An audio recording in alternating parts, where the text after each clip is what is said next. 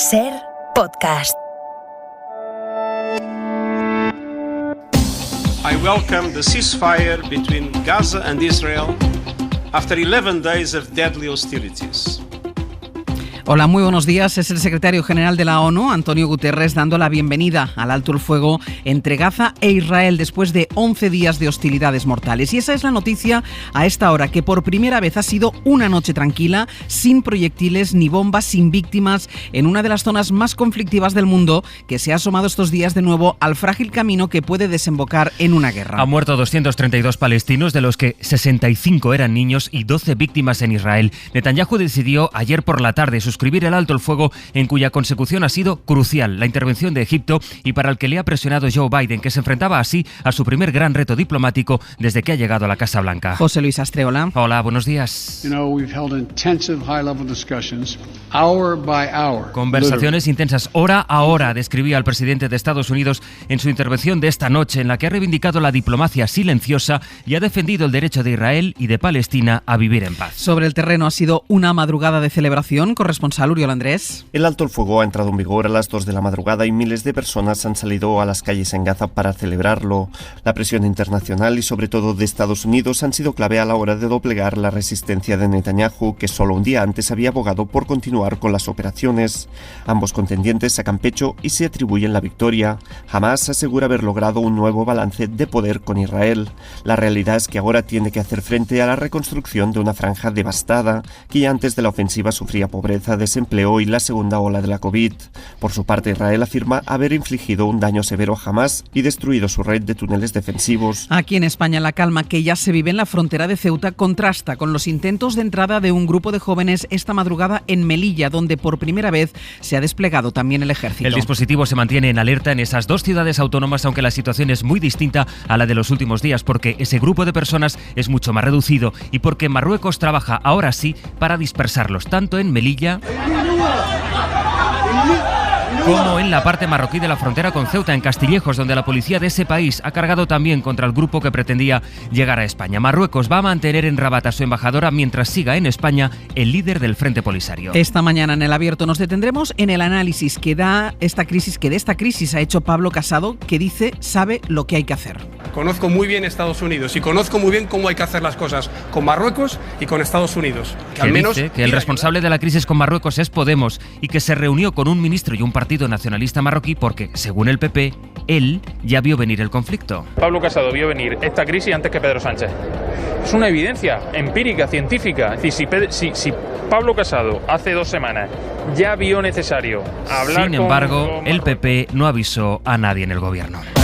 Han pasado más de 3 meses desde que votaron los catalanes y hoy la Generalitat tendrá president si no hay sorpresas. Serà un president d'Esquerra Republicana, Pere Aragonès. Avui, en aquest Parlament, seu de la soberanía popular de la nació catalana. Hoy en este Parlamento, sede de la soberanía popular de la nación catalana, presento mi candidatura a la presidencia de la Generalitat para hacer posible culminar la independencia de Cataluña.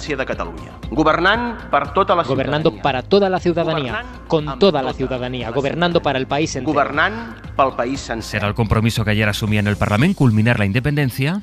Això no passarà. Vostè ho sap. Ho sap tothom.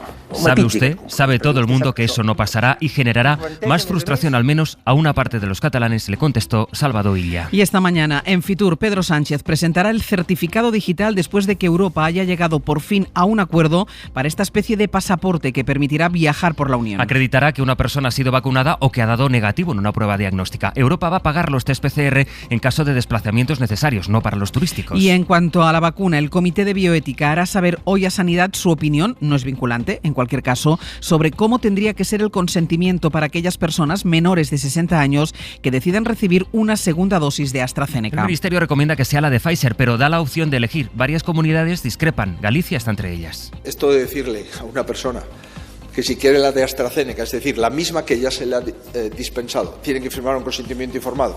Y si quiere otra de otra marca, que no avala la Agencia Europea del Medicamento, no necesita firmar el consentimiento informado, esto, desde luego, ya le anticipo que nosotros esto no lo vamos a hacer. Para hacer otra cosa, pedirán el consentimiento en ambos casos, para recibir una vacuna o la otra.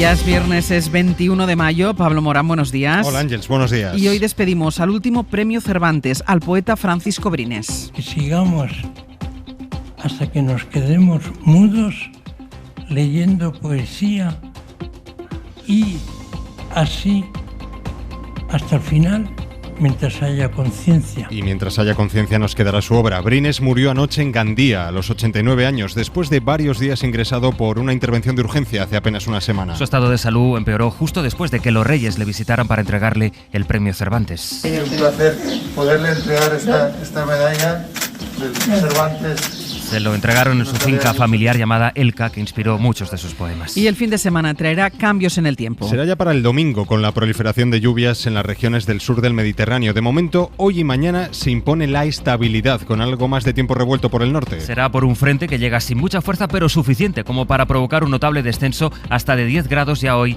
en el noroeste.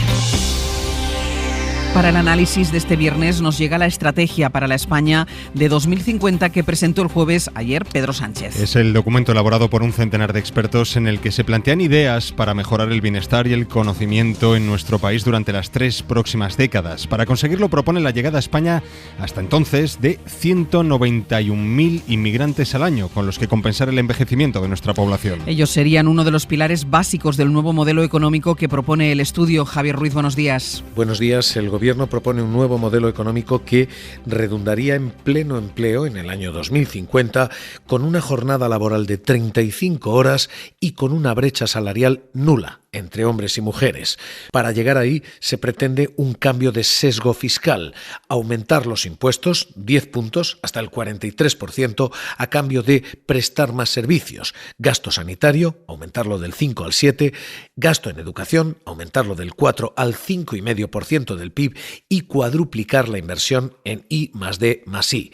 Todo esto a largo plazo. A corto plazo, además, el Ejecutivo propone tasar los vuelos cortos, los de menos de 2 horas y media, eso en el caso español significaría prácticamente todos, y poner también recargos a los coches y a los combustibles más contaminantes, gasolina y diésel. A las 8 podrán escuchar y tendremos tiempo para analizar la rocambolesca valoración de Pablo Casado a este estudio. El líder del PP exigió ayer la ruptura del gobierno de coalición por la crisis en Ceuta, mientras Podemos avanza en la preparación de su cuarta asamblea, de la que saldrá la nueva dirección del partido. Y la candidata con más opciones, la actual ministra Ione Belarra, presenta su candidatura con los mismos que acompañaron a Pablo Iglesias estos últimos años. Javier Carrera, buenos días. ¿Qué tal? Buenos días. En las filas de Podemos prefieren evitar el término continuismo, aunque la candidatura de Belarra mantiene nombres como los de Irene Montero, Isa Serra o Noelia Vera, destinadas también a liderar esta nueva etapa con la incorporación de cargos autonómicos o del mundo de la cultura, como María Boto. No parece que vaya a tener problemas la ministra en alzarse con la Secretaría General. El resto de candidatos no tiene opciones reales. El objetivo es hacer crecer a Podemos para que Yolanda Díaz sea presidenta. Eso repiten en su equipo y esa es otra de las claves, la coordinación con la vicepresidenta, que en el entorno de Belarra definen como muy fluida. También en el de Díaz, la dirigente gallega no se meterá en cuestiones orgánicas. Eso recuerdan en su entorno, minimizando de paso los cantos de sirena de hipotéticas confluencias. De momento, el exlíder de Podemos y exvicepresidente del gobierno, Pablo Iglesias, no tendrá que declarar por el caso Dina, a pesar de su salida de la política y, por tanto, la pérdida del aforamiento. Al menos de momento, el juez que investiga este caso sigue descartando la citación. Informa Miguel Ángel Campos. El juez puede citar a Iglesias ahora al haber perdido el aforamiento, pero de momento declina hacerlo. Ha rechazado la petición de la acusación derechista Proleje porque aún no ha recibido el informe policial ampliatorio sobre la tarjeta de su exasesora Dina Busselham. Además, una vez reciba ese informe, el juez citará primero a Dina, que si exculpa a Pablo Iglesias, abocará esta pieza del caso a su archivo. La acusación Proleje reclamaba la citación de Iglesias como imputado por delitos de descubrimiento y revelación de secretos, daños informáticos y falso testimonio, pero también la Fiscalía se opone a su petición. Y lo que les ofrecemos a esta hora aquí en la SER es una prueba más de la connivencia entre el excomisario Villarejo y la cúpula de la UDEF, de la Unidad de Delitos Fiscales de la Policía. Son grabaciones de hace más de 10 años de un encuentro de Villarejo con el entonces comisario José Luis Olivera, en el que se habla de dinero y de cómo se puede negociar con Jordi Pujol para desbaratar el caso Pretoria que investigaba entonces el juez Baltasar Garzón. Informa Pedro Jiménez. Grabación del año 2010 que apuntala la investigación de la Audiencia Nacional, que trata de aclarar si el que fuera jefe de la UDEF, José Luis Olivera, estaba o no a sueldo de Villarejo para favorecer a los investigados en casos de corrupción que pasaran por caja. Villarejo se ofrece a Olivera para darle un dinero, para comprarse un coche, pero Olivera le pide que se lo siga guardando, como si fuera un plazo fijo. Presten atención porque el sonido de la grabación no es muy bueno. Te voy organizando lo del tema del buga. Pero San Maricón, me dijiste, guárdame... Pero bueno, tú déjalo. Eso está ahí. Déjalo ahí, como si fuera un plazo fijo. No, yo lo tengo ahí. No rinde porque está en el ladrillo, pero tampoco rinde por ahí. Eso es un tema que no existe. En esa reunión, un colaborador de la trama les habla de unos clientes que quieren echar por tierra el caso Pretoria, que salpicó a Convergencia y que investigó Baltasar Garzón. Villarejo vio una buena oportunidad para abrir una puerta en Cataluña, propone negociar un presupuesto a resultado con Pujol y desmontar el tema, involucrando incluso al propio Garzón.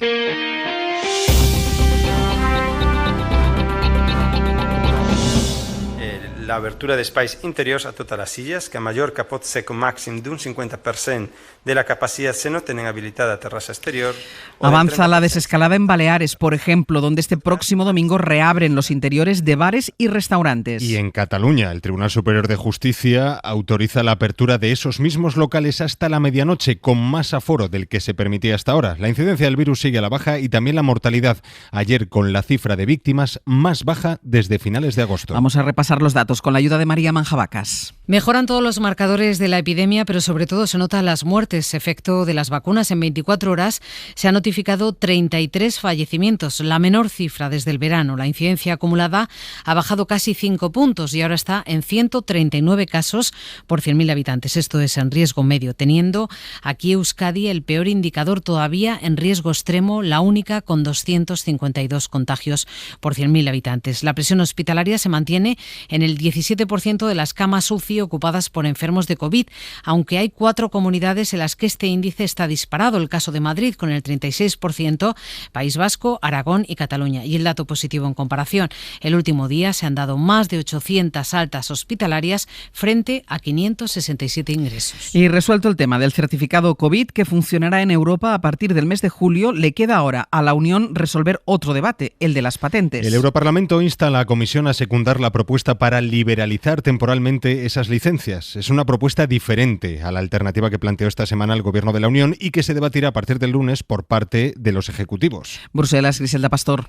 Ha sido por los pelos, sí, 293 votos a favor, 284 en contra y 119 abstenciones. Pero con este resultado, el Parlamento reclama a los gobiernos, antes de que empiecen su reunión de este lunes, que apoyen la demanda de India y de África del Sur para la liberalización temporal de las patentes, con una Cámara muy dividida, preludio de lo que va a ser el debate de este próximo junio, cuando los grandes grupos pretendían pactar una resolución conjunta. Pero esta es una posición que representa ya una victoria muy clara de la izquierda europea, que ha introducido esta demanda bajo forma de enmienda en una resolución de lucha contra el SIDA. La izquierda europea y los verdes, más el apoyo de los socialistas, han conseguido ganar este pulso a populares y liberales que se han posicionado en contra, y entre ellos la mayoría de los votos de los eurodiputados populares y también de los eurodiputados de Ciudadanos. Bueno, sea como sea, el fin de la pandemia se percibe ya no solo aquí en España, con el avance de la vacunación y la desescalada. La situación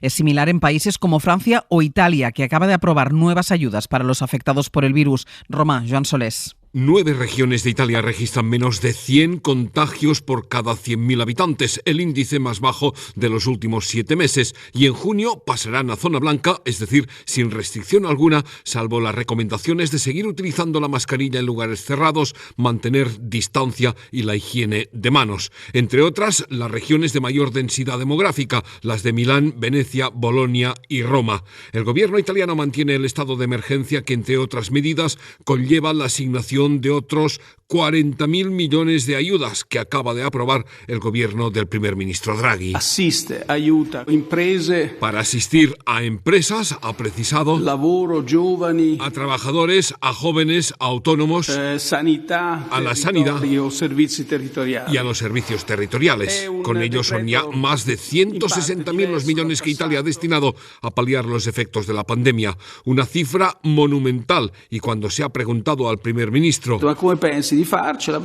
que cómo espera salir de esta, Draghi ha contestado: a veces lo consigo. Por desgracia, no todas las regiones del mundo pueden ser optimistas. India, por ejemplo, esta mañana aporta 259.000 contagios más y 4.209 muertes en las últimas 24 horas. Y tenemos también un estudio de The Lancet que acredita que la mayor mortalidad de enfermos de la COVID críticos se registra en estos momentos en África. Es la conclusión de este estudio, que ha revisado los casos de las unidades de cuidados intensivos en 64 hospitales de 10 países africanos. Y en la crónica internacional destacamos la disculpa pública de la BBC por la histórica entrevista a Lady Di de hace 25 años, informa Daniel Postico. Así es, la investigación ha concluido que la cadena pública británica no actuó con transparencia ni integridad y que el periodista Martin Bashir, el autor de la entrevista, actuó de manera engañosa y falsificó documentos para convencer a la princesa de Gales para que hiciera la entrevista. La entrevista en cuestión es la que concedió Lady Di a la BBC en 1995 y en la que dijo que había 3 personas en su matrimonio al referirse a la infidelidad de Carlos con Camilla Parker Bowles. La BBC se ha disculpado por carta con el hermano de Diana, que fue quien impulsó la investigación, y con Carlos, Guillermo y Enrique, que se han mostrado muy duros con la cadena. La BBC además ha devuelto el premio BAFTA que le concedieron por la entrevista. También se ha disculpado el periodista Martin Bashir, que hace unos meses dejó la BBC por motivos de salud, aunque aseguró que los documentos falsos no influyeron en la decisión de Diana. No, vamos a ver, porque calculadora tampoco nos va a hacer falta. Bueno, no sé. Es verdad que esta vez parece fácil, porque la cosa está en que si gana el Atlético gana la Liga. Vale, ¿si empata? Si empata también la gana. Bueno, si empata y el Madrid no gana. ¿Ves? Ya empezamos, tan fácil no es. Si gana el Madrid y el Atlético pierde, la Liga es para el Madrid. Si los dos empatan, pues gana el Atlético. ¿Y si gana el Madrid y el Atlético empata? Si gana el Madrid y el Atlético empata, ahí empatan a puntos. Y en ese caso es el Madrid el que se llevaría la Liga. Antón Meana, buenos días. ¿Qué tal, Ángel? Buenos días. Ha habido últimas jornadas más apretadas, pero yo no sé si esta se va a decidir en el último partido, también casi en el último minuto. Pues sí, tiene pinta que sí, que casi en el último minuto. Si el Valladolid llegara un poco mejor, que pelea por la permanencia, todavía sería más emocionante, pero es cierto que va a ser un sábado de puro nervio. Os recuerdo que las 2 últimas ligas que ganó el Atlético de Madrid, con Antic y con Simeone, las 2 las ganó el último día. Pues ahora nos vas a contar cómo llegan los equipos. No mires ahora el papel. Si gana el Madrid y el Atlético empata... Es que es mucho más fácil. Va a ganar el Atlético y va a ser campeón de Liga el Atlético. Ya está, si no hay más discusión. Hoy por hoy, con Ángeles Barceló. Baja la incidencia, aumenta el número de vacunados, vuelve la emoción por el final de la Liga con público en algunos estadios. En fin, que poco a poco parecemos instalarnos en esta normalidad de mascarillas y distancias, pero que va recobrando de cara al verano señales de que podemos recuperar viejas costumbres. Lo pone más fácil ese certificado digital que ha aprobado Europa, que entra en vigor el día 1 de julio y que está llamado a facilitar la movilidad de personas, de turistas, básicamente, este verano en la Unión. Señales de normalidad, pues hemos visto también esta misma madrugada en Sitges, municipio costero turístico de Barcelona, que ha celebrado un ensayo clínico con cerca de 400 voluntarios. Increíble, monumental. La veritat que molt bé que se torni a abrir tot. Bueno, ensayo clínico, la prueba consistía en bailar, en salir por los locales de ocio sin guardar distancias, con mascarilla eso sí, y después de haberse hecho una prueba de antígenos cada uno. Han cortado la popular calle del Pecado, el carrer del Pecat, para que solo estos 400 voluntarios pudieran ir de bar en bar. Se calcula que en España 5.000 locales de ocio nocturno han cerrado a causa de la pandemia. Ahora toca esperar los resultados de la prueba. Es viernes, es 21 de mayo.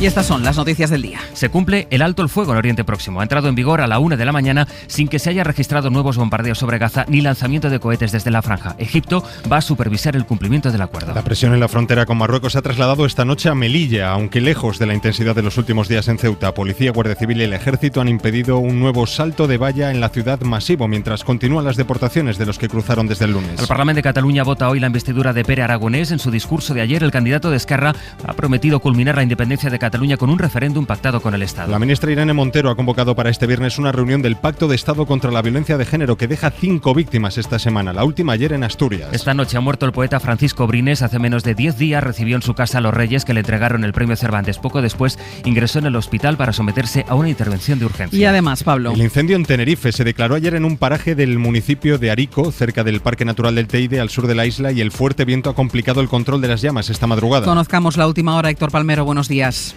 ¿Qué tal, Ángeles? Buenos días. De hecho, a esta hora sopla el viento de manera intensa y hay unos 25 grados en la zona del incendio y aún no ha amanecido. Eso, unido a las dificultades para acceder al área próxima al fuego, está dificultando sobremanera las labores de control de unas llamas que empezaron a avanzar hace unas 19 horas en el barranco de Chajaña, en el municipio de Arico, y que se dirigen hacia el sur de la isla y hacia la cumbre. En una hora, con las primeras luces del día, se espera que se reincorporen los medios aéreos de refuerzo a los terrestres. En torno al centenar, incluida la UME, han trabajado de manera denodada durante esta noche. Además, se espera la llegada de un hidroavión desde la península y apoyo desde otras islas. La superficie afectada se encuentra en torno a las 500 hectáreas, aunque será necesario esperar a que amanezca para analizar con mayor exactitud la evolución nocturna del fuego. Y tenemos también un terremoto en Galicia. Uno de los más intensos de los últimos años. Se ha registrado esta noche con epicentro en Ourense, pero se ha podido notar a cientos de kilómetros de distancia. Ourense, Lucía Barrategui, Bodía.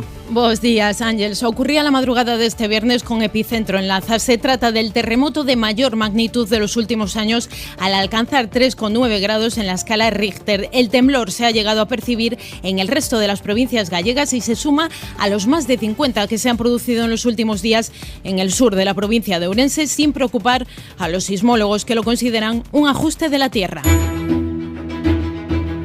Vamos a empezar, Bayo, si te parece, con el alto el fuego en Oriente Próximo. Sí, Le Monde habla sobre cómo comienza ese alto el fuego incierto, sin ganadores ni perdedores y sin garantías, dice, de que se mantenga por mucho tiempo. En el Economist hablan sobre el choque entre Israel y Hamás, que se ha convertido casi en rutina. 4 guerras en 14 años, además de algunas escaramuzas, miles de muertos y una crisis perpetua entre ambos actores, atrapados, dicen, en una lógica de enfrentamiento de la que difícilmente van a poder escapar. En el Jerusalem Post culpan a la política exterior de Joe Biden, que lleva 4 meses en la Casa Blanca, pero le culpan a él de la violencia en Oriente Próximo. Dicen literalmente en un artículo: es en un asombroso acto de hostilidad e ignorancia que la administración estadounidense ha equiparado repetidamente a Israel con la Autoridad Nacional Palestina, premiando su comportamiento. Biden solo echa gasolina al fuego. Y en el Guardian hablan sobre cómo, sí, hay alto el fuego, hay tregua, pero Netanyahu y Hamás libran ya otra guerra, la guerra de los relatos. ¿Quién ha salido victorioso o quién ha salido menos perdedor de este enfrentamiento? Y en la prensa nacional, Pedro, se sigue hablando del conflicto con Marruecos, de lo que sucedió en Ceuta. Sí, la mirada de la prensa se va ampliando, lo vamos a comprobar luego, pero sigue estando muy presente esta crisis. El País cuenta que Europa hizo valer todo el dinero que de una u otra manera da Marruecos como arma diplomática. Desde el año 2007, 13.000 millones de euros. Así que la Comisión Europea, según el País, le envió a Marruecos el mensaje de: si quieres dinero, controla las fronteras. Hay una entrevista a la ministra de Exteriores en La Razón. Dice que España no ha tomado posición al acoger a un representante del Frente Polisario. La entrada de Gali, dice González Laya, fue discreta pero no secreta. Esa es la diferenciación que hace ella. Esta decisión, dice, la toma España. No es una cuestión de ministerios o de ministros. No va a haber cambio de postura sobre Marruecos o sobre el Sáhara, asegura la ministra, que destaca además que hay sintonía con Estados Unidos, aunque Biden no haya llamado a Sánchez. La Razón defiende que en esta crisis, lo dice en su editorial, el mayor error lo comete Rabat y que no debería cerrarse la crisis sin que tenga consecuencias para Marruecos. Y El Mundo destaca en su primera que el gobierno marroquí engañó a los más jóvenes, a los menores, a los chicos, con un supuesto partido de fútbol que se iba a celebrar en Ceuta y en el que iba a jugar Cristiano Ronaldo. Lo destaca El Mundo en su portada. Esta es una historia que, está bien decirlo, ayer destacó El Faro de Ceuta. La escritora Nayat Al-Akmi publica hoy en El País esta tribuna sobre eso. Dice: el tratamiento lacrimógeno y sentimentaloide con que se aborda la situación es otra forma más de infantilización. Convertir en espectáculo el dolor ajeno sale gratis y entretiene. Pobrecitos los moros y los negros, como si la pobreza fuera fruto de una catástrofe natural. El análisis socioeconómico parece ser otro privilegio más solamente al alcance de los ciudadanos de esta parte del mundo. Nosotros somos pobres por naturaleza y con paternalismo denigrante hemos de ser tratados. Y de los planes del gobierno para 2050, ¿qué dice la prensa, Pedro? Pues mira, El País está muy presente, ese plan 2050. El País lo resume así: Sánchez plantea una España más rica y más verde, pero más envejecida. ABC titula de esta otra manera: Sánchez huye al 2050, y este periódico repasa en su primera lo que califica como los sueños del presidente. Vamos con los editoriales. Una iniciativa saludable, escribe El País, un ejercicio académico valioso que puede ayudar a lanzar a España en una dirección mejor. La iniciativa levanta el mapa de los próximos años, fuerza una conversación necesaria sobre el país que queremos ser, pero en el contexto actual no parece realista que vaya a servir para provocar el debate. Puro narcisismo, pérdida del pulso de la calle, escribe El Mundo en su editorial. Suena a broma que pretenda unir a la nación hacia ese futuro el presidente más cortoplacista y sectario. Este periódico cree que Sánchez se niega a escuchar el mensaje de los madrileños, que no es otro que su credibilidad está agotada y que sus trucos de mercadotecnia no funcionan. Editorial de ABC. Propaganda vacía, una inauguración de lo obvio, más humo, más buenismo y más nadería. Todo eso lo escriben las 4 primeras líneas. Alguien podría decir, bueno, pues aquí se acaba el editorial. Si es la nada, ¿para qué vas a seguir hablando de la nada? Pues no. Bueno, pues no, sigue hablando de la nada.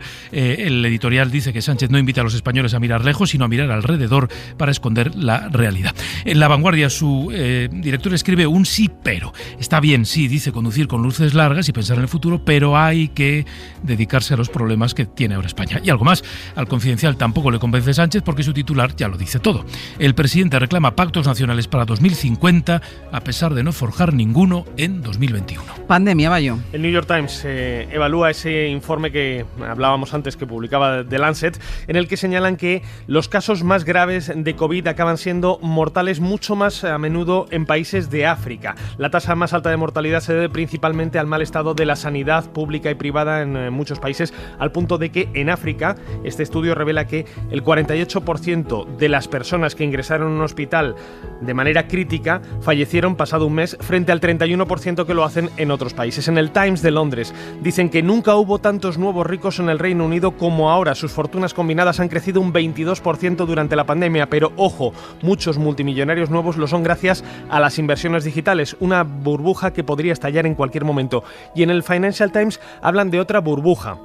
Los grandes estudios de Hollywood apenas ruedan, los cines no se llenan y quienes se frotan las manos son ahora las plataformas digitales, especialmente Amazon, que planea comprar la Metro-Goldwyn-Mayer para competir con Netflix y con Discovery, que se acaba de hacer con el negocio de Warner, incluida la HBO. ¿Y en Cataluña algún titular que os este presidente? Es curiosa esta aparente discrepancia en la interpretación en La Vanguardia y el periódico a partir de lo escuchado ayer. Titular de apertura de La Vanguardia: Aragonés se propone culminar el procés y tiende la mano a PSC y Comunes.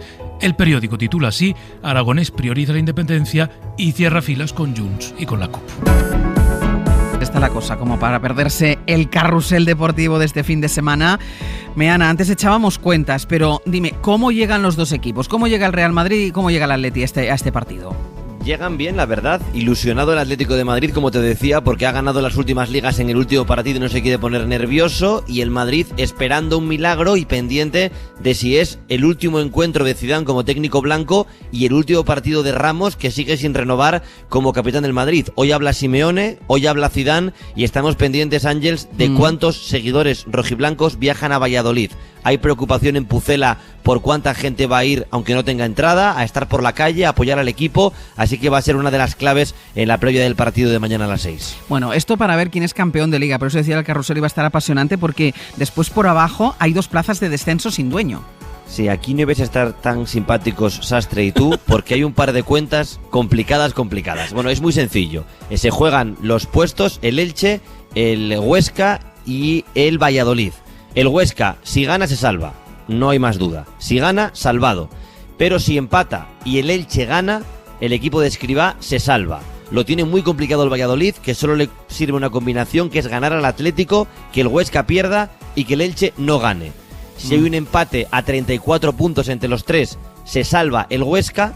Y una última combinación muy difícil, pero un empate a 33 puntos entre Huesca, Elche y Eibar, que ya está descendido. En ese caso se quedaría en primera el Elche.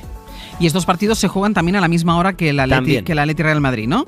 Correcto. Hoy hay un partido adelantado, se juegan 2 el domingo y 7, descenso y pelea por la Liga, se juega mañana a las 6 de la tarde. Mañana a las 6 de la tarde, insisto, para no perderse el carrusel deportivo. El Barça no se juega nada, ya lo sé, Meana, el Barça no se juega nada, pero sí que se la va a jugar la semana que viene, ¿no? Porque de momento ayer Laporta ya pidió una nueva rebaja de sueldo a los jugadores que parece ser que no les ha gustado mucho. Para nada, es más complicado todavía porque ayer explicaba Sique Rodríguez en El Larguero con Manu Carreño que ayer Laporta, en una reunión con los trabajadores del club, 600 trabajadores presentando la estructura deportiva, criticó a los futbolistas, que tienen que bajarse el sueldo, que la plantilla de fútbol no ha sido competitiva y que eso no puede ser, y por tanto hay mal ambiente entre Laporta y los jugadores. El Barça necesita como sea una rebaja salarial, la tensión se nota cada día, y si pensábamos que iba a ser complicada la renovación de Messi, va a ser casi más complicada la relación entre el resto del equipo, con Busquets, Piqué, Jordi Alba, Griezmann, muchos de ellos transferibles, con el nuevo presidente que no sabe qué hacer con unas cuentas que Bartomeu dejó por los suelos. Un desastre, en definitiva. Meana, muchísimas gracias, a disfrutar del fútbol mañana. Un abrazo, buen fin de semana. Gracias.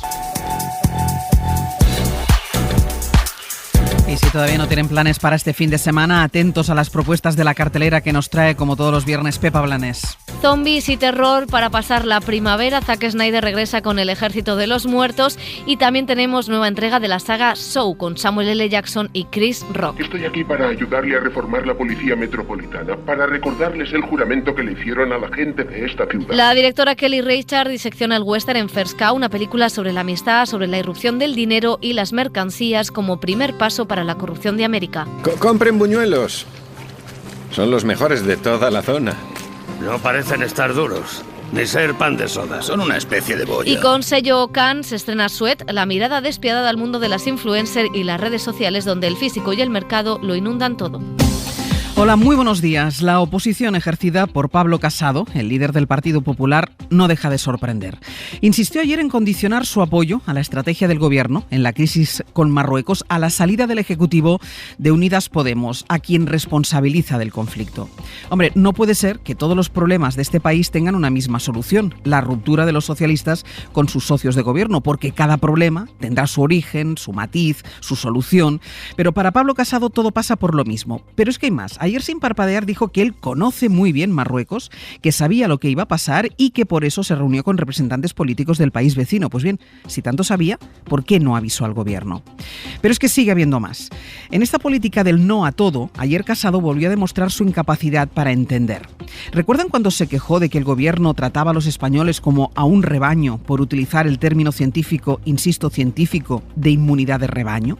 Pues bien, ayer tampoco entendió, quizá tiene alguna dificultad de comprensión, ¿a qué se refería Pedro Sánchez cuando, presentando su plan para 2050, dijo que los españoles tienen hambre de futuro?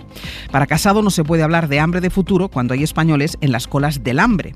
Lo que no entiende el líder del PP es que los que están en esas colas, por cierto, a los que Ayuso llamó mantenidos, tienen hambre en el presente, pero tienen sobre todo hambre de futuro, y ya no solo por ellos, sino por el futuro de sus hijos. El plan que presentó ayer Pedro Sánchez hay que entenderlo como un documento para empezar a trabajar en prioridades y sobre todo en consensos básicos de gobierno y oposición, dejando de mirar el corto plazo. Pero esto es lo que Casado no entiende. Quizá para entender el futuro le iría bien a Casado mirar al pasado, porque fruto de consensos básicos y de entendimientos en conceptos imprescindibles, este país ha vivido una transformación extraordinaria en el último medio siglo, un proceso de democratización sin precedentes, porque hay que tener en cuenta que se partía de cero.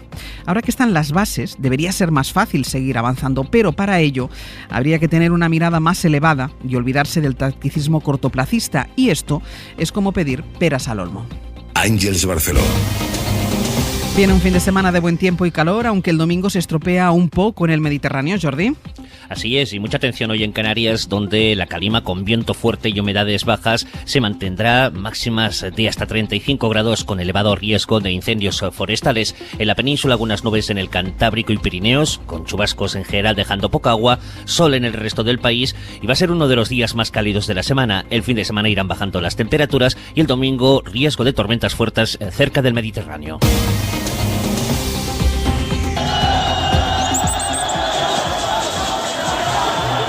No suenan las bombas, esta noche han sonado los vítores para celebrar el alto el fuego en Oriente Próximo. Esto es lo que se ha escuchado en Gaza en cuanto ha entrado en vigor la tregua después de 11 días de ataques. Israel accedió finalmente después de la intermediación de Egipto y de los Estados Unidos. El conflicto en Oriente Próximo, el más grave en 7 años en esa parte del planeta, acaba con 232 palestinos muertos, de los que 65 eran niños, y 12 víctimas en Israel. Sastre, buenos días. Buenos días, Barcelona. Vamos en directo hasta la zona para confirmar que ha sido la primera noche en calma y sin bombardeos que estuvieron produciendo estuvieron produciendo hasta poco antes de que se aplicara la tregua. Oriol Andrés, buenos días.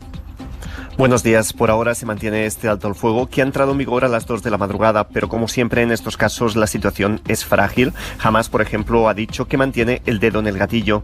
Ambos bandos se declaran vencedores. Israel asegura que la ofensiva ha dejado logros militares sin precedentes y remarca que el alto el fuego es sin condiciones. Por su parte, los islamistas afirman que con la escalada han establecido un nuevo balance de poder con Israel. Y mientras Israel prevé levantar hoy las restricciones impuestas durante el conflicto, Gaza empieza el largo camino de reconstruir un enclave devastado y al borde de una crisis humanitaria. Luego volvemos en directo Oriente Próximo. Hasta luego, Oriol. Hasta luego. Ha sido la primera gran prueba diplomática para Joe Biden. Intervino en una comparecencia sin preguntas anoche para insistir en que Israel tiene el derecho a defenderse, pero que tanto israelíes como palestinos merecen vivir en paz. Ha prometido seguir con lo que él llama diplomacia silenciosa.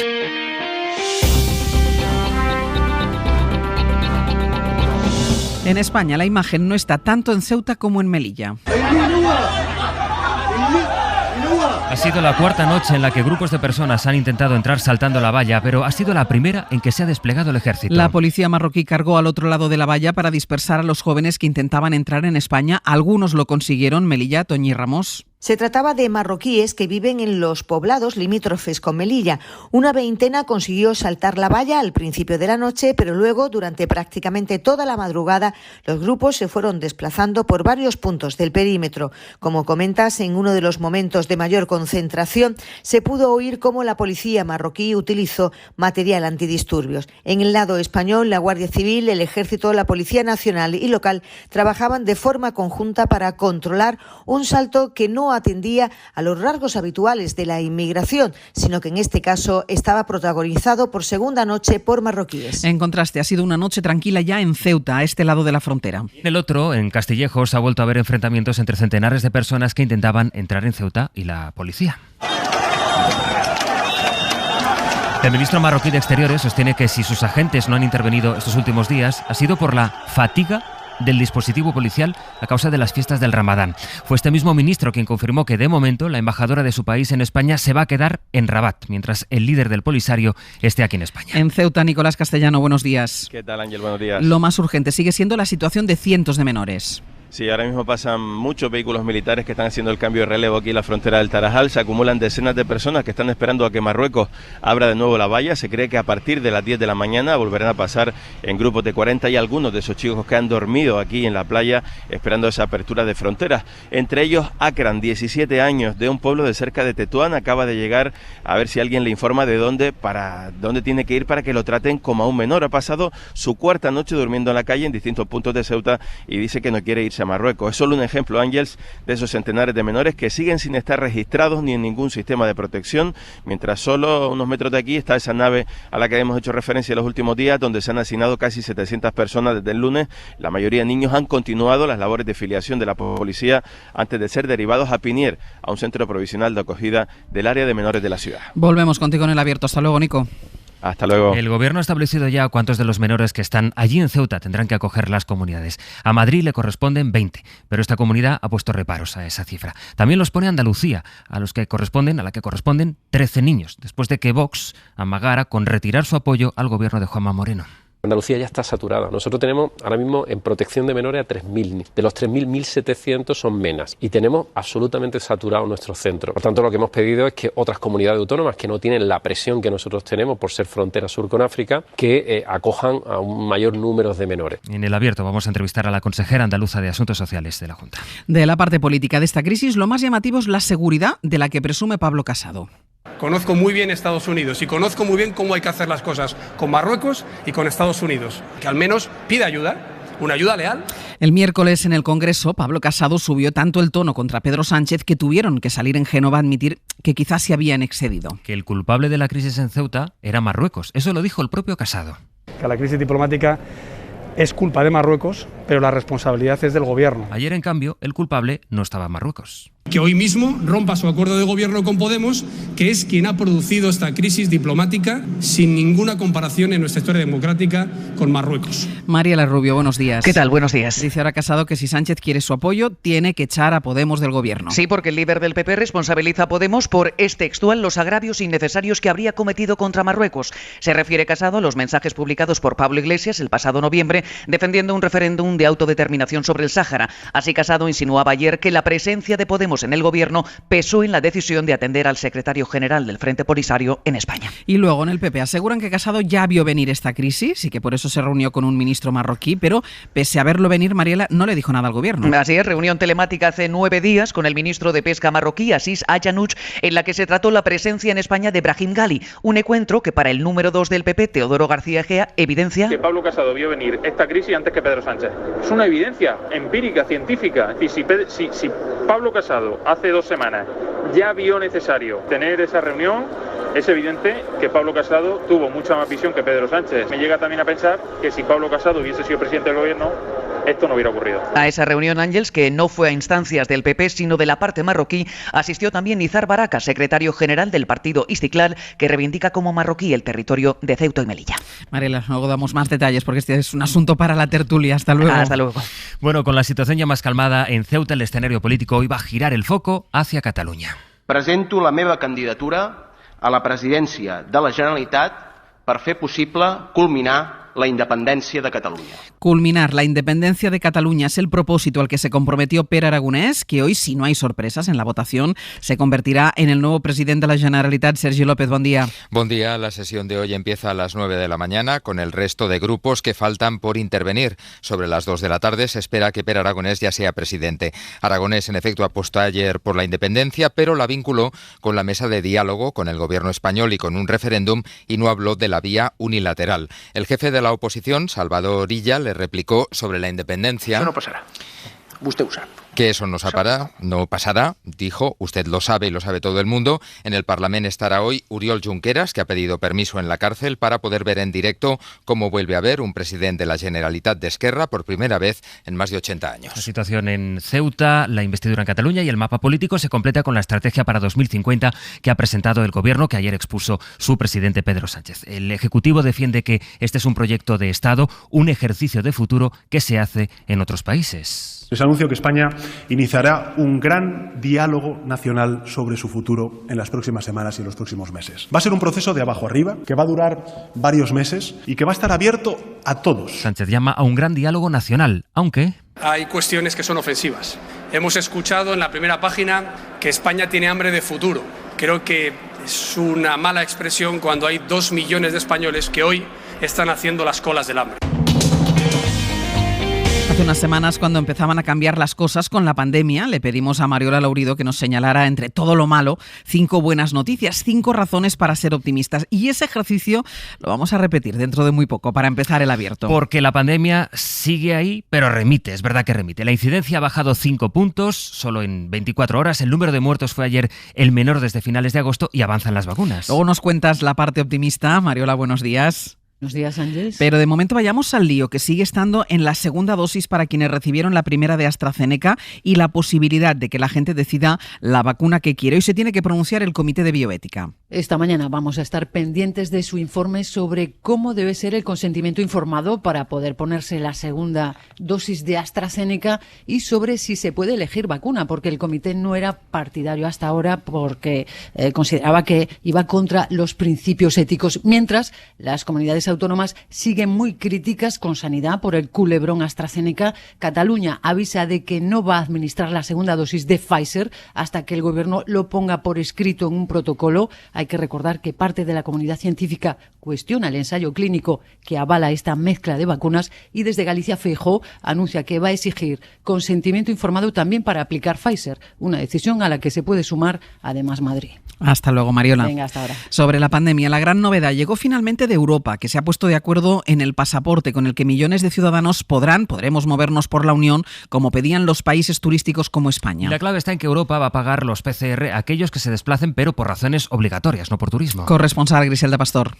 Se llamará certificado digital, como quería el Parlamento Europeo, y va a estar en vigor a partir del 1 de julio. Un pacto que ha sido complicado, pero que ha llegado tras aceptar los gobiernos que la Comisión invierta 100 millones de euros en ayudar a financiar las pruebas PCR y que además se comprometen a que no habrá medidas complementarias de restricciones, es decir, ni más cuarentenas ni más test PCR, a no ser que sea estrictamente necesario. Hoy el presidente del Gobierno va a presentar en Fitur, en la Feria de Turismo, este mismo certificado digital. Y también este viernes el Ministerio de Igualdad ha convocado una reunión urgente del Pacto de Estado contra la Violencia de Género. La semana termina con 5 crímenes machistas, Elena Castro.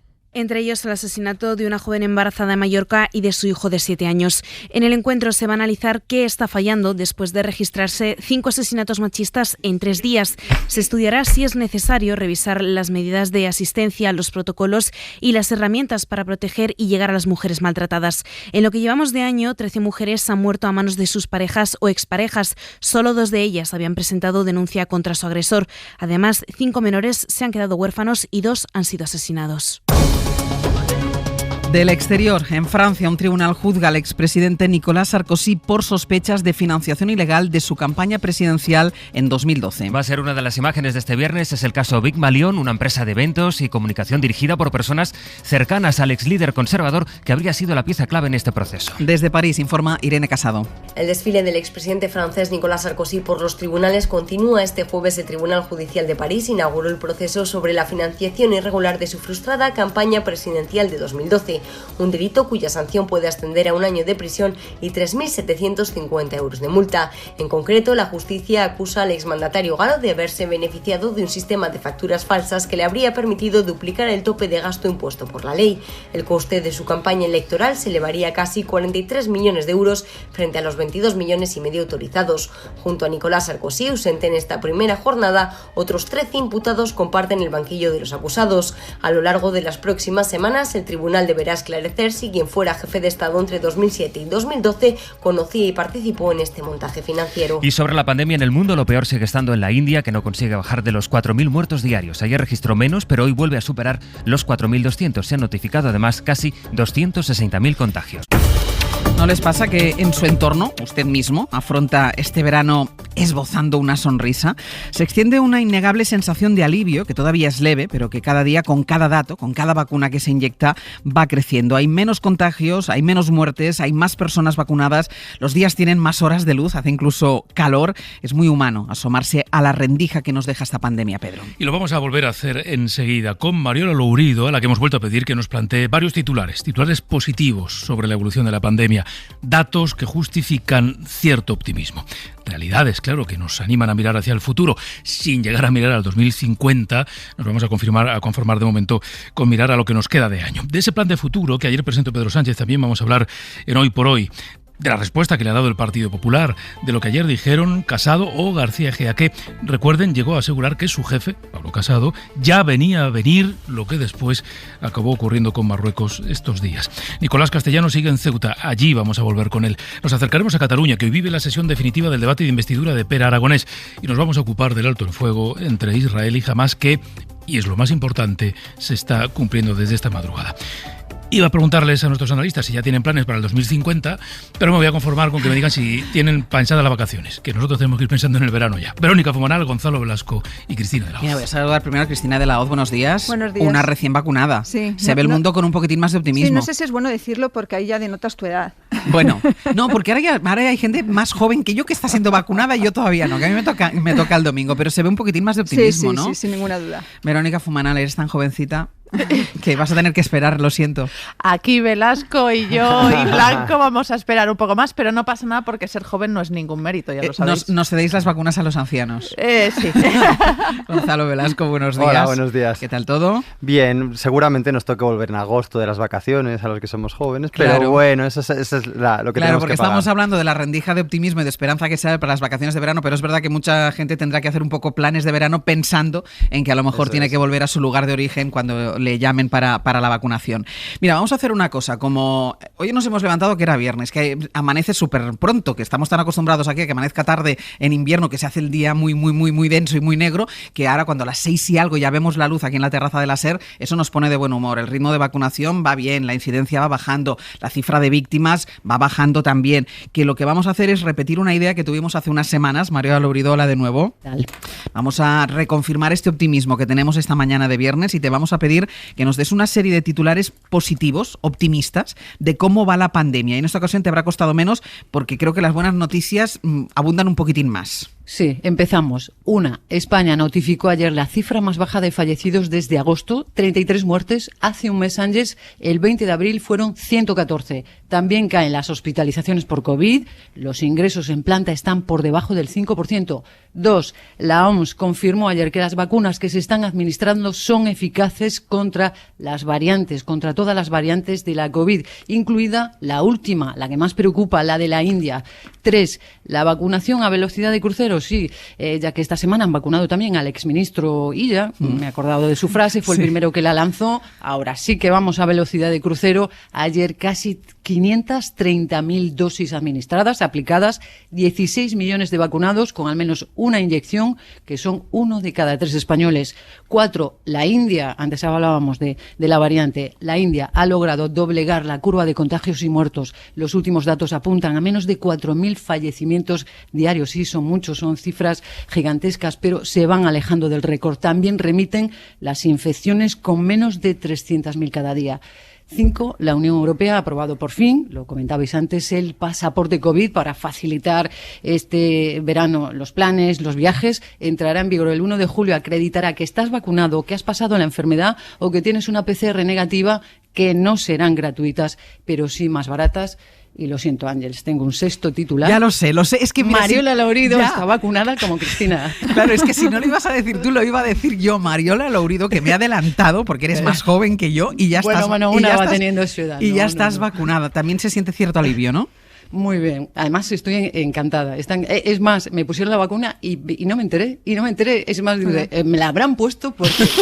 A ver si te han puesto placebo. Bueno, al día siguiente me empezó a doler un poquito el brazo y digo yo, ¡pum! Sí, es verdad, me la han puesto. Pues Mariola Lourido también. Y el 9 de junio... la segunda dosis. O sea, que tú con ya, Pfizer. Con Pfizer. Tú ya te puedes ir de vacaciones con toda la tranquilidad del mundo, con esa doble vacunación.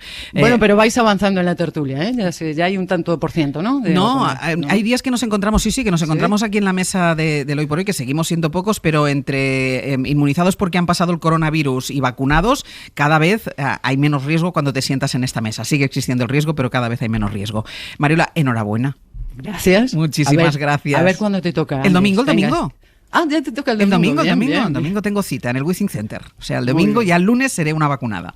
Muchísimas bienvenida gracias. al club. Bienvenida. Hasta luego, un beso. Yo creo que estabas tú, Gonzalo, cuando hicimos este ejercicio. Creo que estábamos en Pamplona. Hicimos ejercicio que tú añadiste lo bien que había ido el curso escolar, que no había habido grandes problemas, y ahora ya se está pensando en un curso escolar además para el año que viene, con recuperando los chavales que iban manteniendo ciertas medidas, pero recuperando el cupo de chavales que por cada aula. Bueno, que sí es verdad que esa rendija hacia la esperanza sí que se va haciendo un poquitín más ancha cada día. Sí, yo creo que es la sensación de que hemos estado avanzando pero con un lastre, ¿no? Y ahora de repente al quitarnos el lastre parece que de repente como que avanzamos mucho más rápido.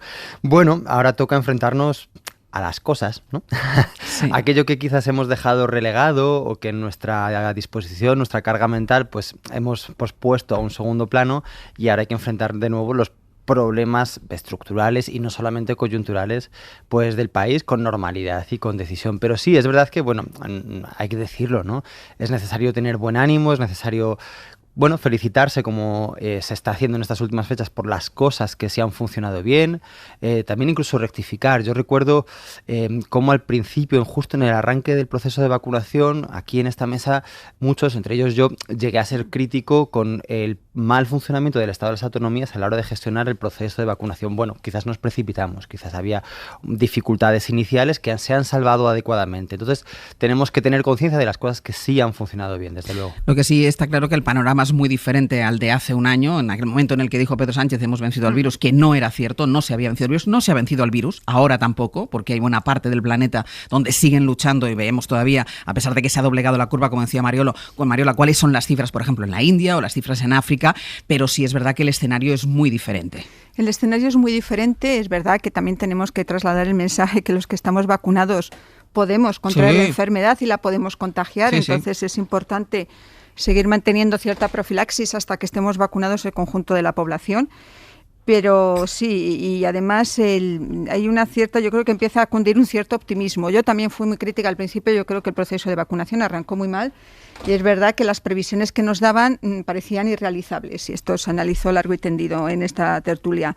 Y eso viene acompañado además de buenas expectativas económicas.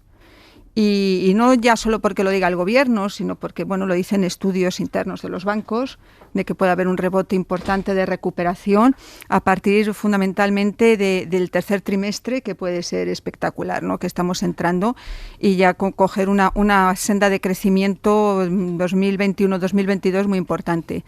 Y yo creo que eso nos hace, y a mí me hace ser optimista. Yo soy una pesimista patológica y a mí eso sí me hace ser optimista y ver el futuro con una cierta tranquilidad. El otro día hice el ejercicio, cuando recibí la citación para la vacunación el domingo que viene, 23 de mayo, hice el ejercicio de ir a buscar las fotografías para ver si me acordaba qué pasó el 23 de mayo de hace un año. 23 de mayo de hace un año, era un sábado, no un domingo. Tengo una fotografía de algo que cociné ese día. Seguíamos confinados. Y a la mañana siguiente tenía una fotografía porque fue el primer día que pudimos ir a buscar comida a los restaurantes. No podían seguir dentro, pero muchos restaurantes se volvieron a poner en marcha para ir a buscar comida. Tengo la fotografía recogiendo y pensé, en un año, que decíamos, la vacuna va a ser imposible dentro de un año, esto es un sueño. Bueno, pues un año después de esas fotografías en las que seguíamos confinados, podíamos hacer los paseos a las horas determinadas y poco más, pues un año después hay un porcentaje de población muy importante inmunizado. Sí, y las perspectivas, como decís, son muy favorables y lo que tenemos que tener y poner en valor es cuestiones que antes, como bien habéis dicho, habían sido criticadas. Yo creo que no criticamos tanto a las autonomías por los protocolos de vacunación, porque creo que todas las autonomías, sin excepción, pusieron desde el primer momento vacunódromos, centros de atención primaria, es decir, todo tipo de medidas para vacunar con una forma efectiva, pero hay que recordar que es que no llegaban las vacunas. Es decir, teníamos a los sanitarios mano sobre mano porque no habían llegado vacunas en algo que sí que es cierto que al principio nos hizo cuestionar el ritmo de vacunación con sobre todo el Reino Unido y Estados Unidos, porque ellos sí que tenían vacunas. Y ahí viene uno de los temas estructurales, ¿no?, de los que pronto tendremos que acometer, que es la ciencia y la innovación que se produce dentro del perímetro de Europa y que si no somos competitivos en esto vamos a perder la carrera del futuro de que estos días se está hablando tanto. Yo creo que tenemos que poner en valor que la negociación en la Unión Europea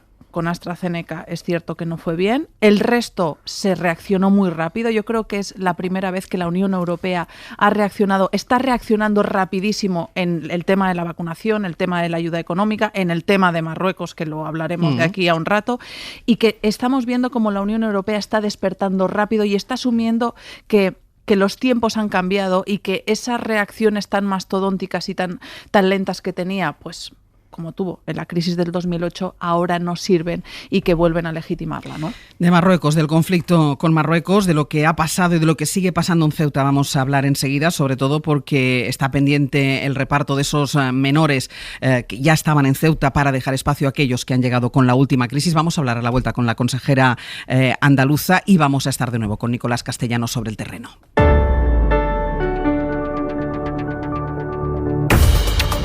Ya saben que el Gobierno necesita trasladar a la península a 200 menores no acompañados que se encuentran en Ceuta para poder aliviar sus centros en la ciudad autónoma y poder acoger a los más de 700 nuevos menores que han llegado esta semana. La propuesta del Ejecutivo a las comunidades es un reparto donde Galicia, Madrid y Castilla y León serían los que más asumieran, una veintena de ellos. Otras comunidades como Andalucía acogería 13. Así que saludamos a Rocío Ruiz, que es consejera de Igualdad y Asuntos Sociales de la Junta de Andalucía. Consejera, muy buenos días. Hola, muy buenos días a todos, encantada de estar con vosotros. Consejera, por dejarlo claro, ¿Andalucía sí va a acoger a los menores que le corresponden en el reparto diseñado por el Gobierno? Sí, completamente claro que vamos a acoger. Andalucía es una tierra solidaria y este Gobierno también es responsable y con el principio de solidaridad interterritorial no podía ser de otra manera que acogiéramos a estos menores que, como bien has dicho, Ángel, hay que aclarar porque hay muchos bulos y creo que hay una información algo sesgada. Lo que intentamos es descongestionar con este reparto de 200 chicos y chicas el sistema de protección de menores de nuestra ciudad hermana Ceuta, porque está ahora mismo en una situación evidentemente de emergencia, pues tiene que atender a estos más de 800 niños, que quiero además decir que son niños muy pequeños, que han llegado ante esta crisis de 8 a 10 años y que están intentando, pues evidentemente, atender, y para poder ayudar a esta comunidad, pues por supuesto nosotros vamos a hacer este reparto según los criterios y los indicadores presentados por el Ministerio. Andalucía le correspondía a estos 13 chicos y chicas y los vamos a acoger sin lugar a dudas. Usted ahora lo confirma con contundencia, sin ningún tipo de duda. Lo hizo también al principio, cuando se empezó a hablar del reparto. Usted había dicho que Andalucía estaba esperando a los menores, aunque luego la vimos matizar, o la escuchamos, consejera, a usted misma matizar un poco, diciendo que bueno, que no podía acoger más niños, que estaban saturados. Dio la sensación, consejera, que usted cambiaba de opinión.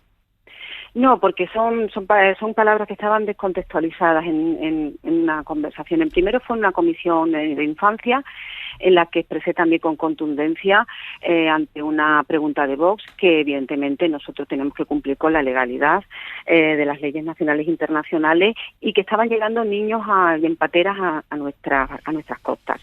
Yo quiero recordar que Andalucía es frontera sur de Europa, es la primera comunidad, según los informes del Ministerio del Interior, con mayor flujo migratorio, en este caso de menores migrantes, que tenemos actualmente 1.700 chicos, pero que en 2019 llegaron casi 5.000 y que estamos atendiéndolos.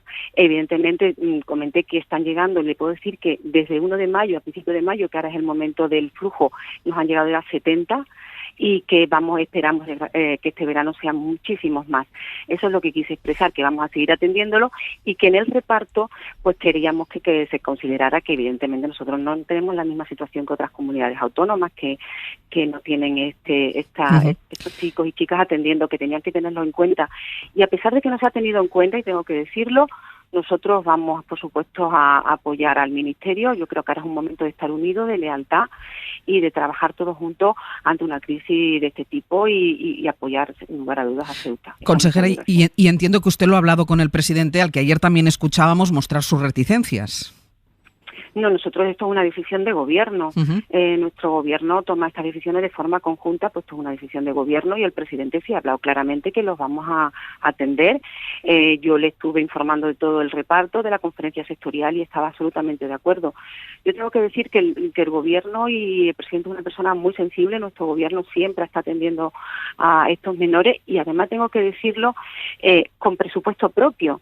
No tenemos ni un solo euro del gobierno de la nación, es decir, estos 1.700 niños que estamos atendiendo con un modelo además de calidad que hemos instaurado en estos 2 años, muy novedoso, que está apoyado en la integración con pequeñas unidades de convivencia, niños integrados en municipios, en barrios, que participan en actividades municipales, que van a los centros educativos, que además con un programa de mayoría de edad, porque no tenemos que olvidar que estos chicos pues cumplen 18 años y que hay que seguir atendiéndolos mientras no tengan una vida independiente, con programas de mayoría de edad que hemos triplicado, son más de 800 plazas, y hemos conseguido que 1 de cada 3 chicos pueda encontrar un trabajo.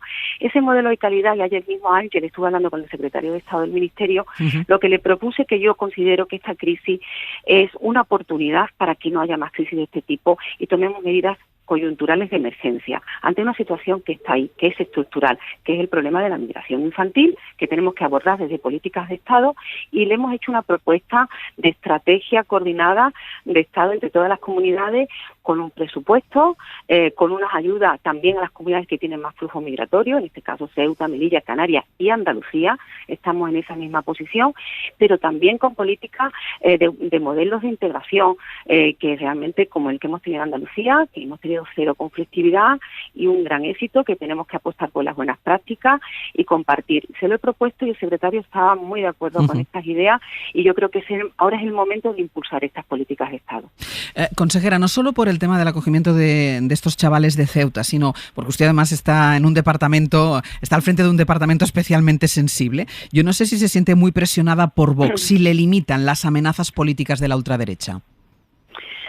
No me limitan porque en este gobierno hemos demostrado desde el primer momento en la consejería que la legalidad, el cumplimiento de la legalidad es nuestra primera obligación. Aquí existen unas leyes nacionales e internacionales de protección del menor y hay que explicar, yo creo que a la ciudadanía, quizás tendríamos que hacer un poco más de pedagogía y en este sentido, como yo además soy pedagoga, creo que lo podría hacer, explicar claramente que en el derecho nacional e internacional, cuando un menor no acompañado en una situación de desprotección llega a una comunidad autónoma, en este caso Andalucía, o donde llegue, es competencia su protección de esa comunidad autónoma, sin ninguna duda.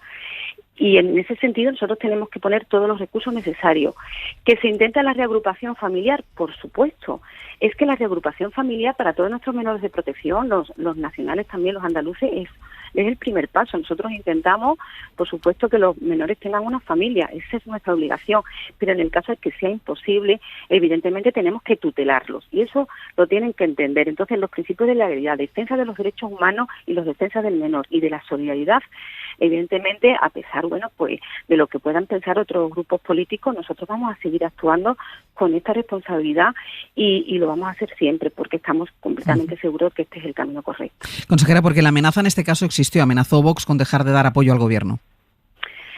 Sí, lo ha amenazado, han salido los medios de comunicación y está así de claro. Nosotros lo que nos podíamos preguntar, que evidentemente cada grupo político es libre de tener esas ideas pero le tenemos que preguntar a Vox si no apoyar a este gobierno, que ha demostrado que es un gobierno serio y responsable, que hemos gestionado una pandemia como todos los gobiernos, una situación muy difícil, en la que estamos impulsando medidas como el de impulso a la economía, donde hemos invertido más de 730 millones, o de refuerzo de la sanidad con más de 2.000 millones. Si todos esos decretos y todos esos programas no los va a apoyar. Si no va a apoyar, por ejemplo, un nuevo decreto que yo también desde mi departamento voy ahora a impulsar, de agilización de las listas de espera de dependencia, otro de los grandes problemas estructurales de todas las comunidades. Si no lo va a apoyar porque hemos acogido a 13 niños de Ceuta, lo tendrá que explicar a sus electores y lo tendrá que explicar a los andaluces y a las andaluzas, porque estos son medidas beneficiosas para toda Andalucía. Consejera, muchísimas gracias por habernos atendido. ¿Todo bien en casa? Pues muy bien, yo también me voy a vacunar ya, que he estado escuchando antes y ya me toca, estoy contenta. Eso quiere decir que soy una señora mayor, pero bueno, vacuno ya. Ya toca. Le preguntaba eso porque sé que tuvo una pequeña intervención familiar, pero todo bien, perfecto. Pues, bueno, sí, es verdad que ayer no pude estar con vosotros, pero ha todo salido muy bien. Muchísimas gracias, Ángel. Oye, nos vemos otra vez por Andalucía, que coincidimos una vez. Sí. Y mira, además te aprovecho porque yo creo que podíais venir un día y os invito a todos los que queráis, a Verónica, que sé también que está con vosotras, y a todos los que queráis, para que conozcáis algunos de nuestros recursos de menores migrantes en Andalucía, que os va a encantar, porque yo creo que al final el conocimiento es poder, y yo creo que lo que al final pesa es saber cómo se está trabajando con estos chicos, cómo se integran y cómo salen adelante. Eso es lo realmente valioso. Consejera, muchísimas gracias. Ese día que nos conocimos era por una cuestión de mujeres y ya hablamos las dos que coincidíamos en muchísimas cosas. Muchísimas gracias por habernos atendido. Gracias a vosotros. Hasta luego. Había reticencias, o parecía que había reticencias por parte de la Junta de Andalucía. Es verdad que vimos esa modulación. Ella dice que no se interpretó bien. Primero muy contundente, después menos contundente, pero lo cierto, Gonzalo Velasco, es que sin ningún tipo de duda, y a pesar de las amenazas de Vox que confirma la consejera que han existido, Andalucía, con esta consejera al frente, no tiene ningún problema para recibir a los chavales. Sí, realmente sus palabras tranquilizan y dan sosiego en una época en la que los discursos grandilocuentes y amenazadores pues a veces nos ponen los pelos de punta, ¿no? No ha eludido en absoluto su responsabilidad competencial como autonomía, algo que por ejemplo se hace no solamente por parte de Vox en Andalucía, sino en Madrid, donde se alude al gobierno central, y que es el gobierno central el que tiene en realidad la responsabilidad. Ha dicho que es competencia autonómica, y eso es así.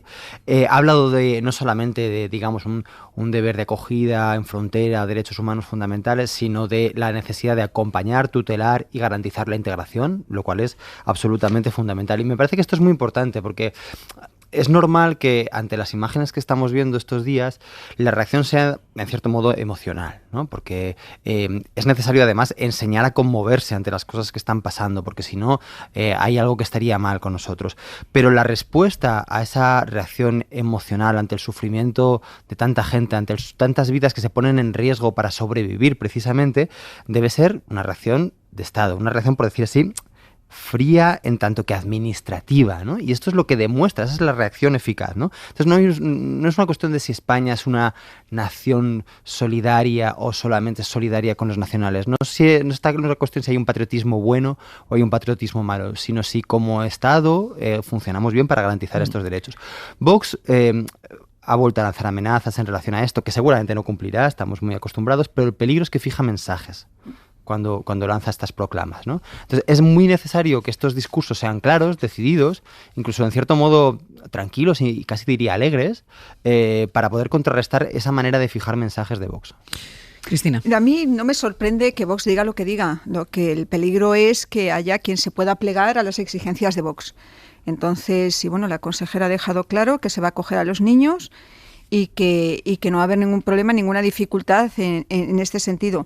Andalucía no es de las que más niños va a acoger, las que más niños van a acoger es Madrid y Galicia, pero también porque no tienen tantos niños en acogida como tiene Andalucía. Andalucía creo que es la comunidad de España que tiene más menores no acompañados en acogimiento. Entonces, ese es uno de los criterios que se han tenido en cuenta en el reparto, la población, el índice socioeconómico del territorio y luego si tienen más o menos niños acogidos. Déjame, Cristina, vamos a continuar después, vale. Porque además nos iremos a Ceuta, que nos va a contar Nico cuál es la situación de los menores que todavía están allí. Retomaré el análisis contigo, porque además decía la consejera algo que me parecía importante, la presentación de un plan estructural sobre esto, que no vayamos de emergencia en emergencia, sino que haya algo ya previsto para cuando pasan este tipo de cosas.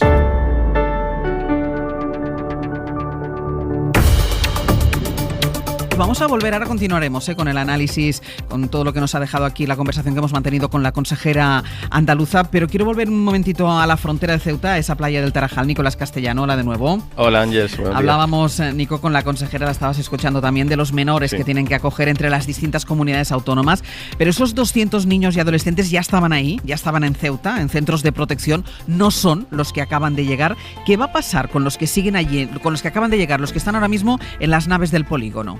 Claro, Ángel, por ejemplo, para empezar hay que saber que las cifras no están cerradas, que eran 290 los que ya estaban tutelados en Ceuta, esos son los que van a, 200 de esos 290 los que van a salir, que en la nave había afiliados unos 700 menores, pero es que en las calles hay muchos menores sin filiar, que siguen durmiendo en la calle, etcétera, etcétera, y ahora vamos a escuchar algunos testimonios, pero por hacerte una descripción ahora mismo de la situación en el Tarajal, aquí la frontera, Marruecos no permite ahora esa vuelta voluntaria desde las 10 de la noche, parece ser que a partir de las 10 de la mañana va a volver a abrir la frontera. Aquí en la playa, donde aparecía, por cierto, un segundo cuerpo hace unas 14 horas, me encuentro a unos metros de esta orilla. En esta playa han dormido grupos de chicos esperando a que Marruecos les permita dar la vuelta. Y en esta frontera me he encontrado, Ángel, para que veas también un poco la dimensión, hablando de los niños, con una mamá y un crío. Mariam, una treintañera, con su niño Mohamed de 6 años. Mohamed cruzó el lunes nadando, el niño de 6 años, con su tío, el hermano de esta mujer. Vamos a escuchar a esta madre como nos contaba que ella, al enterarse de la noticia, se echó también al mar para venir a buscar a su pequeño y que ahora está intentando volver a Castillejos. Yo lunes buscar mi niño, mi hermano, llevar a mi niño a la playa. Yo buscar mi niño a la playa por de aquí. Ahora quiero salir en Marruecos. ¿Tu niño cuántos años tiene? 6. 6 años. 6. ¿Y llegó nadando con tu hermano? Sí, en lunes. No puedo con mi niño en tarde, llevar a la playa, llevar 13 años. Yo no quiero nada ser de Ceuta ni nada. Mi la casa en Marruecos, mis hijos, mi marido. Mi marido trabajar en Castillejos. No quiero marchar en Ceuta. Con mi niño y ya está. ¿Tuviste miedo de tu niño tan pequeño en el mar? Claro que sí. Esta madre, Ángel, imagínate, ¿no? 6 años, el niño cruzando, está ahora, lo vemos aquí a unos metros, con una gorrita azul. dice que es del Barça, por cierto, como alguna que me acaba de saludar en antena. Estaba jugando con la madre, con unos cuentos que le ha sacado, estaba coloreando. Pero es una cara más, ¿no?, de lo que pasó desde el domingo por la noche hasta el jueves, que llegaron los últimos ganados a esta frontera, y que pone nombre y rostro. La mamá me decía: mi hermano es un cabeza hueca, expresión literal que ha utilizado, echó al niño al mar y tuvo que venir a buscarlo, y ahora quiere regresar a Castillejo.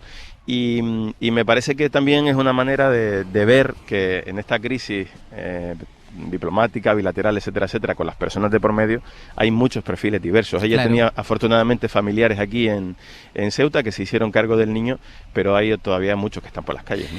Y además está viendo, de esos que están por las calles, está viendo, no sé si redadas o han aumentado las patrullas para localizarles y para devolverles. Sí, redadas, a plena luz del día en el entorno del puerto, donde hay la mayoría de esos niños que quieren cruzar, colarse en los ferries, en los camiones, para cruzar a la península. Y esta mañana mismo, Ángel, la primera hora cuando veníamos aquí al amanecer, nos hemos encontrado a uno de esos niños que lleva 4 noches durmiendo a la intemperie, en parques, en calles. Dice que un día durmió en la escollera del puerto.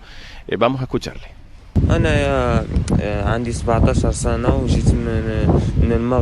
Se llama Akram, tiene 17 años, es de Castillejos también, como la mayoría de los jóvenes que han cruzado, y dice que no sabe qué hacer, que le han dicho esta mañana que se viniera a la frontera y que aquí alguien le iba a informar de cuál es el procedimiento para que lo protejan como menor, de que dónde estaba la nave, preguntaba que cómo tiene que hacer para ir a un centro de menores. Esto después de 4 días. Es el perfil también de aquellos que siguen deambulando por la ciudad sin ningún registro oficial, es decir, no sabemos si son 700, si son 1000 o cuántos serán, y sin ningún tipo de protección, ¿no? Él está ahora todavía por aquí dando vueltas desorientado, porque todavía nadie le ha dicho a dónde ir para que lo filien, como están haciendo con esos niños que están en la nave del Tarajal. Ya han salido más de 300 hacia el centro provisional que ha habilitado la ciudad autónoma después de hacerse los test de antígenos y PCR, etcétera, etcétera, y este trabajo no para por parte de la Brigada de Extranjería, y ahora sí, un poco más acompañado de oficiales de ACNUR, de especialistas de Save the Children, que están intentando monitorizar pues todas estas vulneraciones de los derechos, en particular de la infancia, ¿no? Nico, muchísimas gracias. Un beso. Hasta luego. Esta es la situación de los menores que siguen todavía en Ceuta. Voy a retomar el análisis. Estábamos hablando del reparto, de la reacción de algunas comunidades, de la influencia de Vox en algunas de estas comunidades. Decía, por ejemplo, Gonzalo, que Vox al final, bueno, no acaba por seguir manteniendo el apoyo, pero sí va fijando los mensajes. Y hablábamos también, Cristina, de la importancia, como decía la consejera, ¿no?, de tener un plan estructural, no ir actuando de emergencia en emergencia. Claro, porque el problema que se genera con estos menores no acompañados es qué pasa con ellos a partir de los 18 años. Estamos hablando de personas que no tienen vínculos familiares ni sociales ni una red social que les asista, y es la gran dificultad, ¿no?, que estos centros al final se ven en muchos casos obligados a abrirles la puerta sin ninguna otra expectativa. Yo, en todo caso, hablando de Vox, el tema de la inmigración, y lo hemos visto en la ultraderecha europea, la inmigración siempre es un tema fijo, ¿no?, en los discursos de este tipo de formaciones. Y yo no sé, después de haber visto las imágenes conmovedoras que hemos visto todos, sobre todo con los menores y con los niños, yo no sé hasta qué punto mantener este discurso xenófobo les puede ser rentable, la verdad.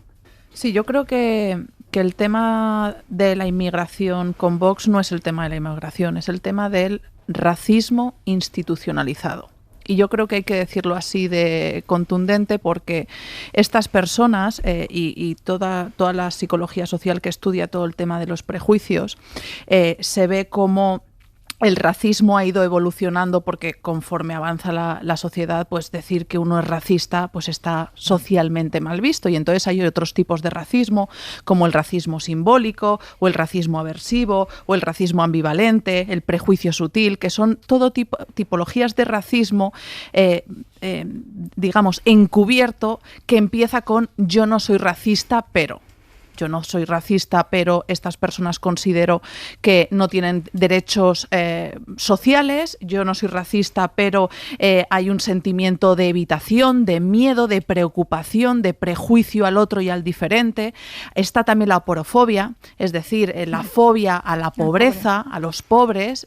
Yo el otro día escuchaba a una de las personas que está allí, ¿no?, decir, no, es que los de aquí tenemos miedo porque, claro, van desalineados. Eso es aporofobia, es decir, claro, Pobrecitos, claro que van desalineados, es que han tenido la mala suerte, porque esto no es otra cosa, de nacer en un lugar que no tiene las mismas condiciones que yo tenía. Cuando estaba hablando la consejera de niños de 8 a 10 años, yo he pensado, ¿cuál era mi preocupación cuando yo tenía 8 años?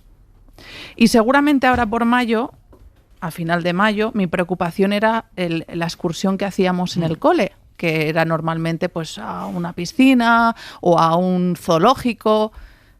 Qué suerte que los niños de este país a los 8 años tengan esas preocupaciones. Qué suerte. Y me parece que no empatizar y no llamarles a estas personas niños y deshumanizarlos llamándolos menas es algo absolutamente execrable, condenable, y que tenemos que ponerle pie en pared, porque si no, la continuación es la barbarie. Sí, es totalmente así. Es decir, hay cosas que están por encima y son más importantes que la política, aunque la política pueda ser su solución.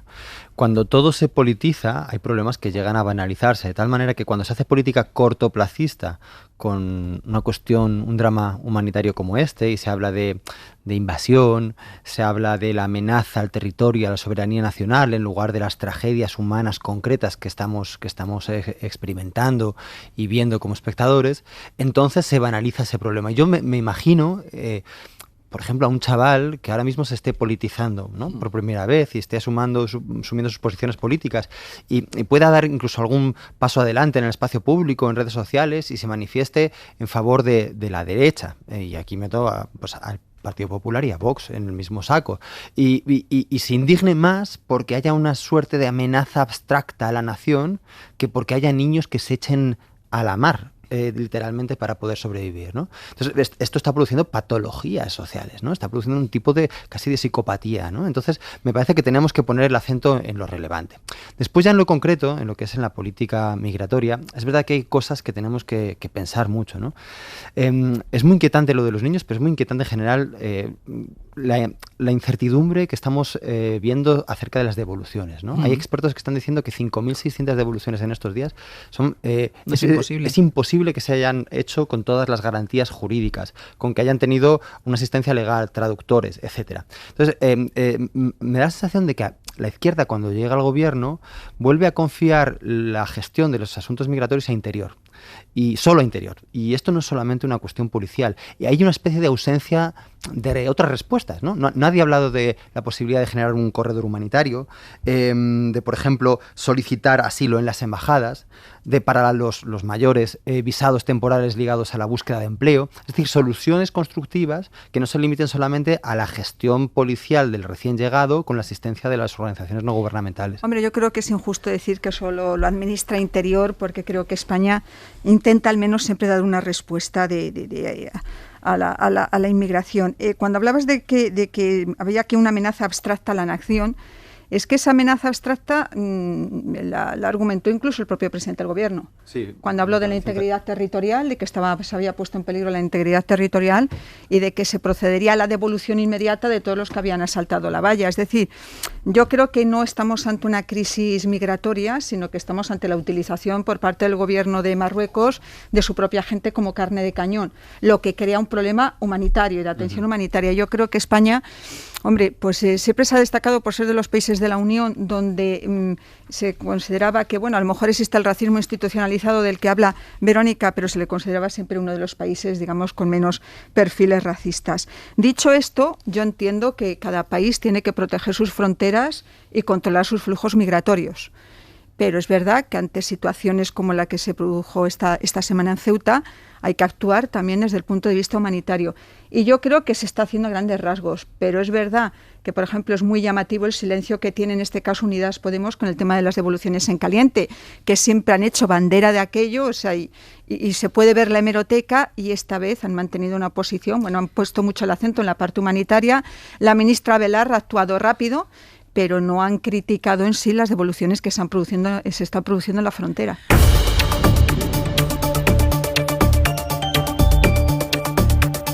en el Abierto Verónica Fumanal, Gonzalo Velasco y Cristina de la Hoz, y saludamos también a Mariela Rubio. Buenos días. ¿Qué tal? Hola de nuevo. Porque la reacción del Partido Popular en toda la gestión de la crisis con Marruecos, bueno, primero fue acusar a los socios de gobierno, a Podemos, a Unidas Podemos. Cualquier solución tiene que pasar, dice Pablo Casado, porque abandone Unidas Podemos el gobierno. Pero es que luego, Mariela, llama la atención que Casado dice que él ya lo sabía, que esto iba a pasar, que era previsible. Es más, él se reunió con algunos políticos en Marruecos, pero lo cierto es que si sabía tantas cosas no dijo nada al gobierno. No, desde luego, y sí, ayer, como decías, el PP nos dejó contundentes afirmaciones sobre cómo la actual crisis diplomática no sería tal si la oposición estuviera en el gobierno. El primero fue el número 2 del partido, Teodoro García Egea, que preguntado por esa reunión telemática que mantuvieron Casado y el ministro de Pesca de Marruecos hace 9 días, respondía que ese encuentro evidencia que Pablo Casado vio venir esta crisis antes que Pedro Sánchez.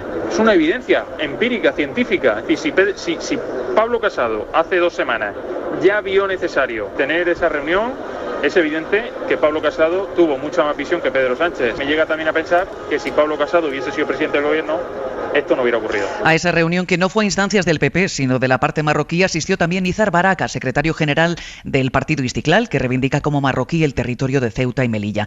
En la nota de prensa que publicó el PP sobre el encuentro, queda constancia de que Casado habló con ellos sobre Brahim Gali y les trasladó que el PP ya había pedido explicaciones al gobierno. Si Casado sabía algo más de lo que iba a suceder, ni informó de ello ni consta que diese traslado alguno. Con todo, ayer Casado ofrecía a Sánchez sus conocimientos sobre geopolítica. Conozco muy bien Estados Unidos y conozco muy bien cómo hay que hacer las cosas con Marruecos y con Estados Unidos. Que al menos pida ayuda, una ayuda leal. Hablaba así el líder del PP desde el stand de Ceuta de Fitur en una comparecencia donde Casado, por primera vez en esta crisis, responsabilizaba a Podemos pidiendo a Sánchez que rompa el gobierno de manera inmediata. Si hoy mismo rompa su acuerdo de gobierno con Podemos, que es quien ha producido esta crisis diplomática sin ninguna comparación en nuestra historia democrática con Marruecos. Se refiere Casado a los mensajes publicados por Iglesias el pasado noviembre defendiendo un referéndum de autodeterminación sobre el Sáhara. Así Casado insinuaba ayer, Ángels, que la presencia de Podemos en el gobierno pesó en la decisión de atender en España al secretario general del Frente Polisario. El PP quiere que el gobierno dé explicaciones sobre este asunto, así lo decía ayer el portavoz nacional Martínez Almeida, con un discurso algo distinto del de Casado. Sí creo que ha llegado el momento de que el presidente del gobierno se dirija a los españoles y les explique qué ha sucedido, qué ha pasado, cómo entró el líder del Frente Polisario, en qué condiciones ha entrado, con qué tipo de documentación y si en su opinión ha habido algún otro motivo que haya podido provocar, insisto, lo que ha sucedido con Marruecos.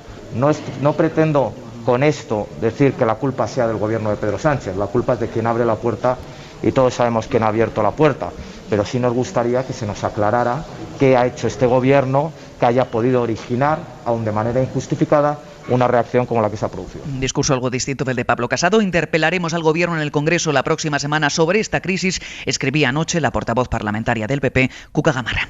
Mariela, ahora sí, gracias. Hasta luego. Discurso de Almeida un poco diferente al de Pablo Casado, Verónica, porque Pablo Casado tiene claro que el problema de cualquier cosa es que está Unidas Podemos en el gobierno. Y él lo sabía todo, lo sabía tanto que se reunió con políticos en Marruecos, incluso con algunos políticos que quieren que Ceuta y Melilla sea marroquí y no sea española. Se reunió con ellos Pablo Casado, pero no dijo nada al gobierno. Sí, lo de García Egea roza el no tener pudor. Es decir, lo de la evidencia empírica y científica, aparte de una persona que tiene un doctorado. Me sorprende, ¿no? Porque es como, no sé, utilizar un lenguaje que para nada se aviene a lo que estamos hablando. Si Casado sabía lo que iba a pasar, es de una absoluta deslealtad no al gobierno, al Estado al que él sirve y dice querer representar. Es decir, si yo sé que a mi país va a tener una vulneración de fronteras como la que ha tenido, y como jefe de la oposición no llama al presidente del gobierno y le dice he tenido conocimiento de que vamos a subir una vulneración de fronteras, uno, vamos a intentar vía diplomática, pero segundo, vamos a reforzar vía policial toda la frontera, a mí me parece que sería un motivo muy, muy importante para que se planteara su dimisión. Y lo estoy diciendo absolutamente en serio, porque si esto se podía haber evitado y el jefe de la oposición, por una posición partidista, no lo ha hecho, me parece que queda muy tocado como alguien que quiere ser presidente de este país. Lo segundo, Casado, no sé en qué discrepa exactamente del presidente del gobierno, porque según la conversación que mantuvieron a instancias de Pablo Casado, con lo que le pidió, más refuerzo, presencia en Ceuta y Melilla, una posición muy contundente de España y la vehiculación de la demanda a través de la Unión Europea, el presidente del gobierno lo ha hecho todo tal cual. Es más, parece que ha hecho caso a Casado. Entonces, no entiendo por qué en un primer momento habla con el jefe del Estado, con el presidente del gobierno, para pedirle ciertas cuestiones. El presidente del gobierno, supongo que fruto de esa conversación y también fruto de la reflexión, hace las gestiones que se han hablado, y luego al día siguiente, la sesión de control, estamos en otro tono y en otra dinámica completamente diferente. Y me parece que de ahí radica un poco el problema de liderazgo que tiene Pablo Casado, que es: me subo a la ola y según la ola va, pues si viene la ola gallega, con Vox no estamos, si viene la ola madrileña, con Vox nos apuntamos, y luego digo una cosa y la contraria con el único objetivo de desgastar al gobierno. Pues no sé. Cristina. Si Pablo Casado hubiera tenido conocimiento exacto de que esto se iba a producir y no se lo hubiera comunicado al gobierno, será no solo inexplicable, sino grave. Eso es evidente. Pero que algo podía pasar se sabía, porque había habido hasta 3 avisos del gobierno marroquí cuando se tuvo conocimiento de que el líder del Frente Polisario estaba siendo tratado en un hospital de Logroño. Cuando se supo que había entrado con nombre supuesto, que lo habían traído en un avión y que lo habían llevado a un discreto hospital para que pasara más desapercibido. Porque si el argumento son cuestiones humanitarias, pues no tendría sentido haber ocultado la presencia del líder de Polisario aquí en España. No es la primera vez que un miembro del Polisario es tratado en España. Y 2, quizá a lo mejor hubiera sido conveniente, y no estoy justificando lo que ha pasado en Ceuta, pero hubiera sido conveniente informar a las autoridades marroquíes. Yo creo que ha habido discrepancias en el propio gobierno sobre este asunto.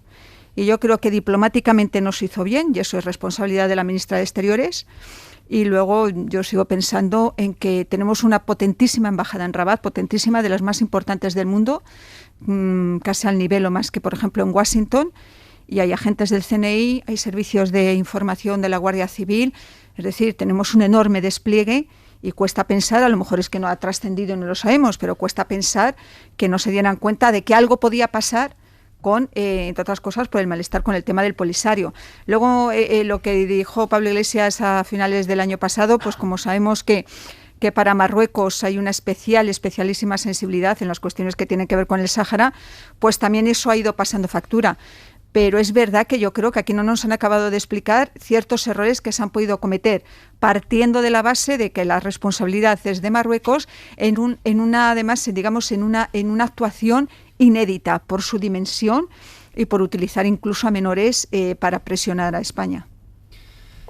Sí, desde luego la transparencia, aquí lo hemos dicho también muchas veces, es mejor que los intentos de hacer de necesidad virtud, como muchas veces ocurre con este gobierno, ¿no? Que ante los errores pues los convierte en posiciones, o los intenta convertir en posiciones ventajosas. Y es verdad que a veces está bien explicarse porque los problemas son complejos y también la ciudadanía puede comprender que la complejidad a veces no permite una respuesta A o B unívoca, ¿no? Entonces, bueno, esto es totalmente cierto.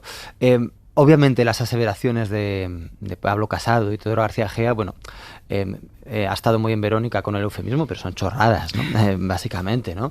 Esto es lo que son, obviamente no lo sabía, obviamente no son evidencias científicas, y además esa lógica causal, ¿no? Podemos ha causado esta crisis, es también, como siempre, una suerte de irresponsabilidad, una falta de educación democrática y una falta de respeto a un sujeto parlamentario totalmente legítimo. Bueno, entonces esto hay que decirlo, ya lo decimos en casi cada semana, en cada intervención que hacen estos dos señores, pero es necesario recalcarlo. Las relaciones diplomáticas las conocemos con estas crisis, ¿no? Entre Marruecos y España, aunque vienen de mucho tiempo, sabemos que son complejas, ¿no? Y se ha hablado, se ha escrito mucho estos días de otras causas posibles de la desafección, ¿no? Se ha dicho que España ha estado muy centrada en la Unión Europea en su gestión internacional y sobre todo en este último año con la crisis de la COVID, Marruecos se ha podido sentir un tanto abandonada para gestión, porque lo ha tenido que gestionar todo por sí mismos, ¿no? Se ha hablado de la falta de apoyo a sus exportaciones agrícolas y el litigio que existe también en la zona pesquera con el Sáhara. Bueno, son razones por las que quizás se haya generado también una desafección que finalmente no justifica, pero que también puede explicar esta serie de cuestiones, ¿no? Bueno, son cosas que es necesario explicar, tener en cuenta, porque obviamente, claro, acoger al líder del Frente Polisario es una cuestión humanitaria, ¿no? ¿Se podría haber dicho que no? Pues no se podría haber dicho que no. Otra cosa es que se pudiese haber hecho mejor, que se pudiese haber gestionado mejor, ¿no? Yo recomiendo, es curioso el ejercicio que hace Luis Arroyo en Infolibre hoy, pone 2 columnas, ¿no? Con los argumentos, digamos, podríamos decir más de la izquierda y más de la derecha en relación a la gestión o la relación con Marruecos, ¿no? Uno sería más el principio de responsabilidad y otro más el principio de convicción, que sería la izquierda. Y es verdad que no es fácil a veces determinar de qué lado se pone uno, ¿no? Y esto indica que la situación, bueno, pues que es compleja. Ojo, que a lo mejor si se hubiera comunicado oportunamente a Marruecos que se acogía al líder del Polisario, el resultado hubiera sido el mismo. O sea, no quiere decir que Marruecos no hubiera hecho lo que ha hecho finalmente. Pero si no se le dijo nada en su momento y se le trajo en las condiciones en que se le trajo, yo creo que fue un gran error. Y así lo consideran algunos miembros del gobierno como Marlaska, ¿eh? Sí, lo que pasa que aquí me parece que estamos simplificando una cuestión que es mucho más compleja y que trasciende mucho más, porque esto es una excusa. Pero y entonces se utilizan estamos... las excusas, claro, pues no hay que dárselas. No hay que dar excusas, pero hay que dibujar la foto completa. Y la foto completa es que el 10 de diciembre del año pasado Trump reconoció la soberanía marroquí del Sáhara Occidental y que Marruecos sabe que la posición de España y de Francia en la Unión Europea es determinante y tiene un conflicto abierto con Alemania por el mismo tema y nos ha querido dar un toque de atención y decir, si vosotros no me apoyáis en este tema, controlo 2 cosas, el flujo migratorio y la información sobre la lucha antiterrorista.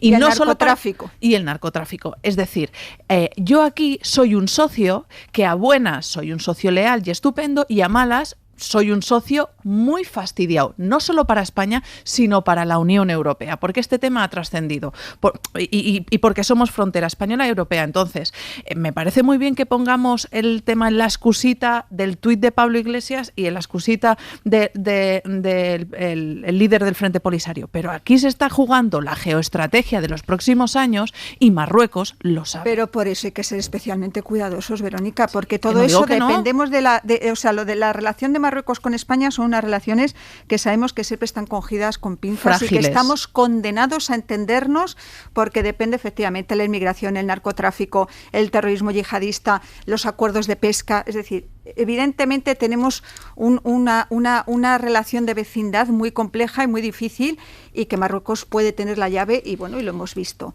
pero intenta no cometer errores porque yo creo que son pretextos y es verdad que están envalentonados desde lo de Trump, pero hay que recordar además que Biden no ha cambiado de la posición con respecto a Marruecos, le considera un socio privilegiado y fundamental para la estabilidad de la zona. Porque aquí está Israel también. Y eso no va a cambiar. Claro, pero es que la posición pro-israelí de Estados Unidos exactamente. Es el que reconocimiento todo. de Israel lo explica. Claro, entonces, que Marruecos haya vuelto a tener relación comercial y relación diplomática con Israel para Estados Unidos era fundamental en su posicionamiento geoestratégico. Entonces, claro, que en relaciones internacionales, que es todo súper complicado, muy complicado, lo pongamos todo a que hemos acogido a un señor que efectivamente no se ha hecho bien, pero si yo estoy con eso allí, pero yo no le voy a regalar el relato a Marruecos, ni que los señores estaban cansados por el Ramadán, ni que esto ha sido por acoger al del Frente Polisario. Hay una entrevista interesante hoy a la ministra de Exteriores en el diario La Razón.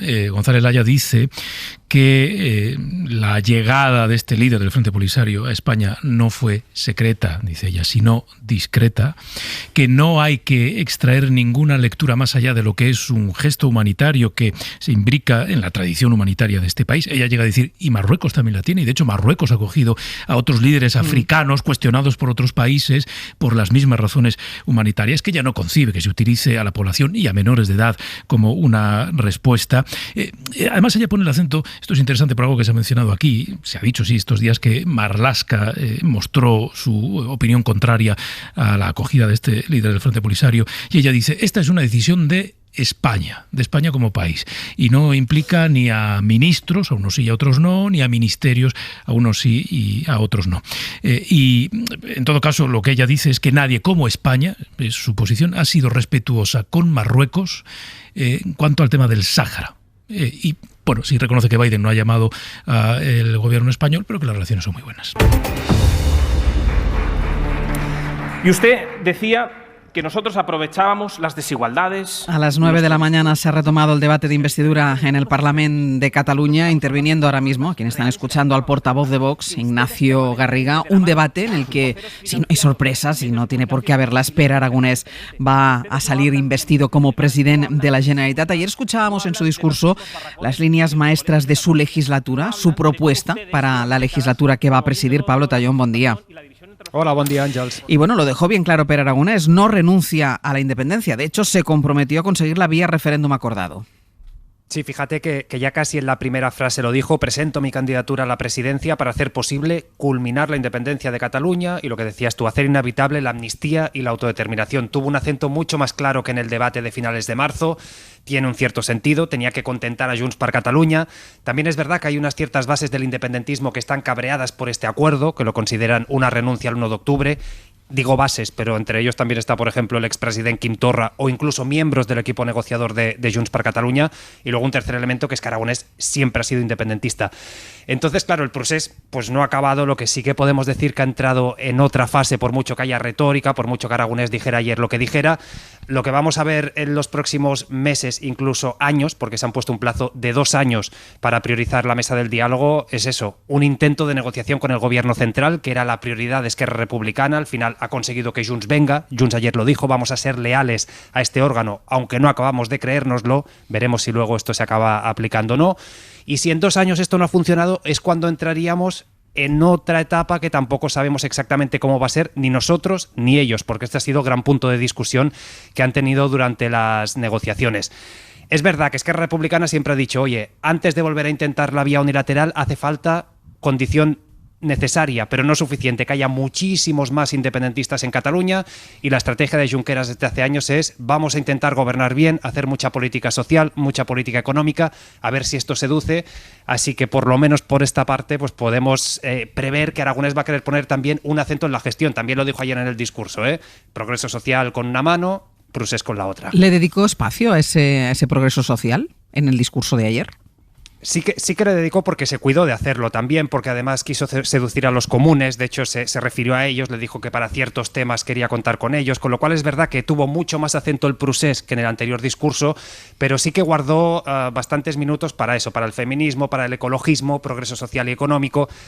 Había que cuidar también la forma estética, y también hay un punto, insisto, de convencimiento, incluso de estrategia de Procés, porque Esquerra lo que dice es: si queremos conseguir la independencia, muchos ciudadanos la tienen que comprar, y para que la compren la vía de entrada es una buena gestión. Luego hay que conseguirla, por supuesto, pero por lo menos ahí están sus planes. Y también vimos un cambio en cuanto a la oposición. Salvador Illa tuvo un papel contundente con la parte de Procés, pero también muy constructiva en toda esta parte social. Extendió la mano, de hecho empezó felicitando a Alba Vergés por la campaña de vacunación, con lo cual aquí también vemos un cambio significativo respecto a lo que supuso en la oposición de Inés Arrimadas, la oposición de Carlos Carrizosa. Vimos pues eso, un Salvador Illa más conciliador, seguramente ese Illa que vimos más como ministro y no tanto como candidato, y va a ir buscando ese tono, esa oposición contundente, pero también mano tendida al nuevo gobierno. ¿A qué hora está prevista que pueda ser la votación, Pablo? Pues en principio cuentan sobre las 2 del mediodía más o menos, pero es verdad que ayer los tiempos fueron un poquito más rápidos de lo que estaba previsto, porque las réplicas fueron más cortas, tanto las de Aragonés como las de los grupos, así que podría ser un poquito antes de las 2, pero contad eso, hacia el mediodía. Y va a estar presente Oriol Junqueras, que tiene permiso para salir de la cárcel. Sí, tiene permiso, llega un poco antes de las 11 al Parlamento. Además, esto tiene muchísimo simbolismo para Esquerra Republicana, porque por mucho que Aragonés vaya a ser el presidente, pues el gran líder de este espacio, de este partido, es Oriol Junqueras. Él, a diferencia de Puigdemont, sí va a poder capitalizar esta investidura. También sirve para visualizar que por primera vez desde la dictadura, pues Esquerra Republicana vuelve a presidir la Generalitat, así que va a tener mucho simbolismo y se le va a dar pompa. Es decir, va a haber diputados recibiéndolo a las puertas del Parlamento, vamos a ver aplausos, todo eso lo vamos a ver pues en un par de horas más o menos. Estaremos pendientes, Pablo. Muchísimas gracias. Un abrazo. Hasta luego. Saldrá, si no hay sorpresas, investido Pere Aragonés. Gonzalo, que en el tema del Procés, sigue en la rueda del hámster. Sí, los avances son tan pequeños que la verdad es que están próximos a ser imperceptibles. Recordemos, básicamente volvemos a la mesa de diálogo, esa es la conclusión.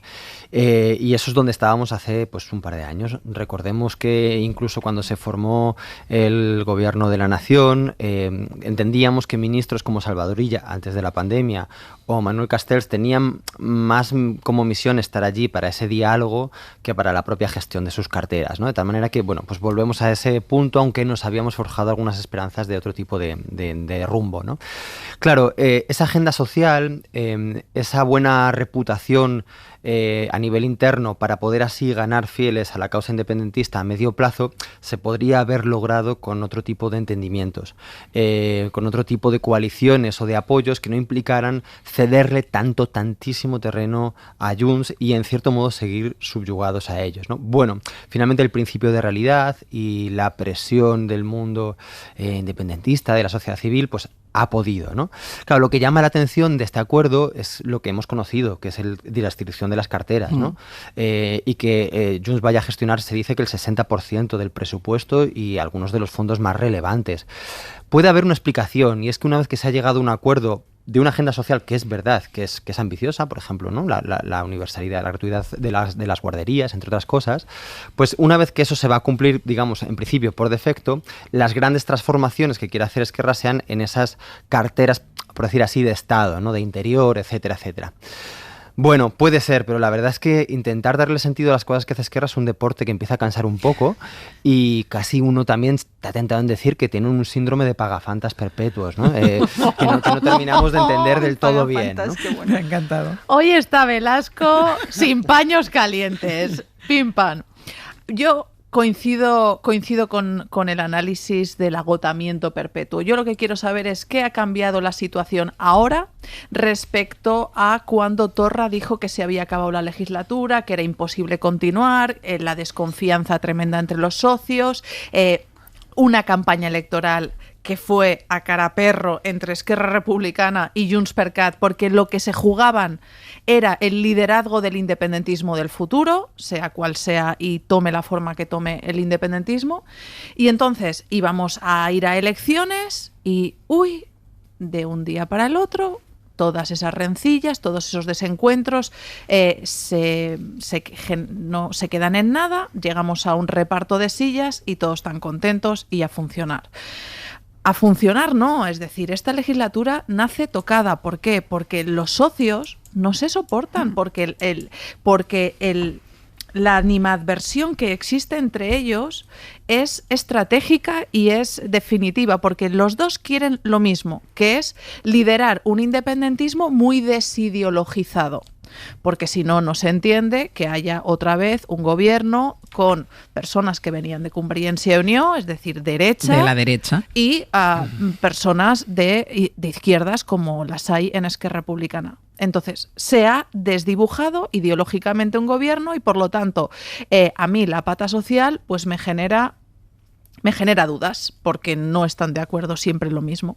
Y luego la parte independentista. La parte independentista no comparten ni los objetivos ni el método a través de la cual llegar. ¿Por qué? Porque es que Republicana está en una voluntad de sentarse en la mesa de diálogo con el gobierno y transaccionar algún tipo de medida que se quedará cortísima para todos, y en la parte de JxCat tienen una espada de Damocles que se llama Puigdemont y que va a estar todos los días recordándole al señor Pere Aragonés que todavía no es Cataluña independiente, cosa que no hacía con Torra, porque como Torra era de los suyos, pues no se lo recordaba. Yo quiero recordar que el señor Torra no solo no consiguió ni nada relacionado con el independentismo, ni tan siquiera cuestiones relacionadas con las competencias, que competencialmente, pasito a pasito, Cataluña había avanzado en 40 años tremendamente, mucho más de lo que ha avanzado el independentismo desde que se puso en esa posición tan hardcore. Así que a mí, sinceramente, me parece que en Cataluña ha faltado valentía para pasar la página, que había un gobierno de izquierdas clarísimamente y nítidamente dibujado,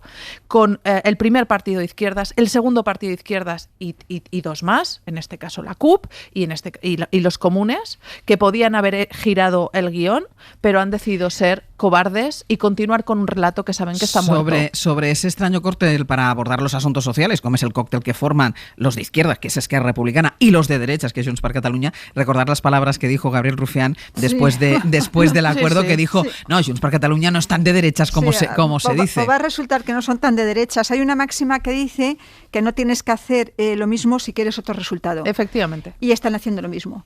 Y lo mismo que es un gobierno de coalición que no ha funcionado jamás, que ha tenido unos choques continuos, que ha estado en una situación de interinidad permanente, que no ha coincidido en elementos básicos, que ha provocado un debate muy alejado de las preocupaciones de los ciudadanos catalanes, o de una buena parte de ellos, y creo que no permite... Hombre, es verdad que se habla de un referéndum pactado. ¿Os acordáis que Borràs se presentó a las elecciones como cabeza de lista de Junts? Bueno, cabeza visible de lista de Junts, diciendo... Cabeza tutelada por Puigdemont. Exacto, sí, por eso digo cabeza visible. En Cataluña. En Cataluña, exacto, diciendo aquello de que en cuanto haya elecciones vamos a declarar unilateralmente la independencia. Quizá el único cambio es que RC habla de un proceso pactado, pero yo le auguro una vida muy corta a este gobierno. A lo mejor me equivoco, pero la situación de interinidad, de provisionalidad en Cataluña no va a parar. Y no descarto un horizonte electoral más pronto que tarde.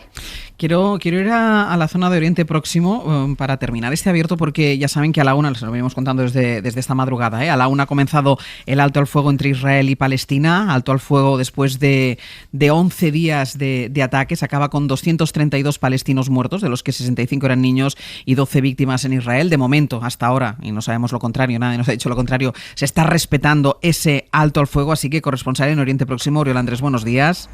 Buenos días. Alto al fuego respetado hasta este momento, con ambos bandos declarándose vencedores. Pues sí, así es. De momento parece que no haya perdedores. Jamás se vanagloria de haber cambiado en el balance de poder con Israel y de haber derrotado a Benjamin Netanyahu. Y por su parte Israel, aún con la boca más pequeña, aseguran que la ofensiva ha dejado logros militares sin precedentes y ponen el acento en que el alto al fuego no conlleva condiciones. Sin duda, los perdedores son los civiles. Pero en Gaza muchos se levantaban tarde, tras una noche de celebración sin el estruendo de las bombas por primera vez en 12 días. Eso sí, lo hacen en una franja devastada por una de las más feroces escaladas en décadas, una Gaza que antes de la ofensiva ya estaba empobrecida y en medio de una ola de COVID. Por ello, Joe Biden, que ha reivindicado que su presión ha sido clave para que la tregua mediada por Egipto haya resultado, ha anunciado que están listos para ayudar en la reconstrucción. Decía, Estados Unidos está comprometido a trabajar con Naciones Unidas y otros donantes internacionales para dar ayuda humanitaria rápida a la gente de Gaza y para la reconstrucción de la franja. Lo haremos en cooperación con las autoridades palestinas, no con Hamás, para que esto no sirva para que Hamás simplemente rehaga su arsenal. Y como en anteriores ocasiones, por ahora el alto el fuego es aún frágil. La primera prueba de fortaleza de la tregua vendrá en unas horas, cuando decenas de miles de palestinos atiendan a la oración del viernes en la mezquita de Al-Aqsa en Jerusalén. Si hay protestas o nuevos incidentes con la policía, no es descartable que retorne un nuevo ciclo de violencia. Oriol, gracias. Primera noche pues sin bombas, primera noche sin destrucción, primera noche que han podido pasar tranquilos en la Franja de Gaza después de 11 días consecutivos de ofensiva.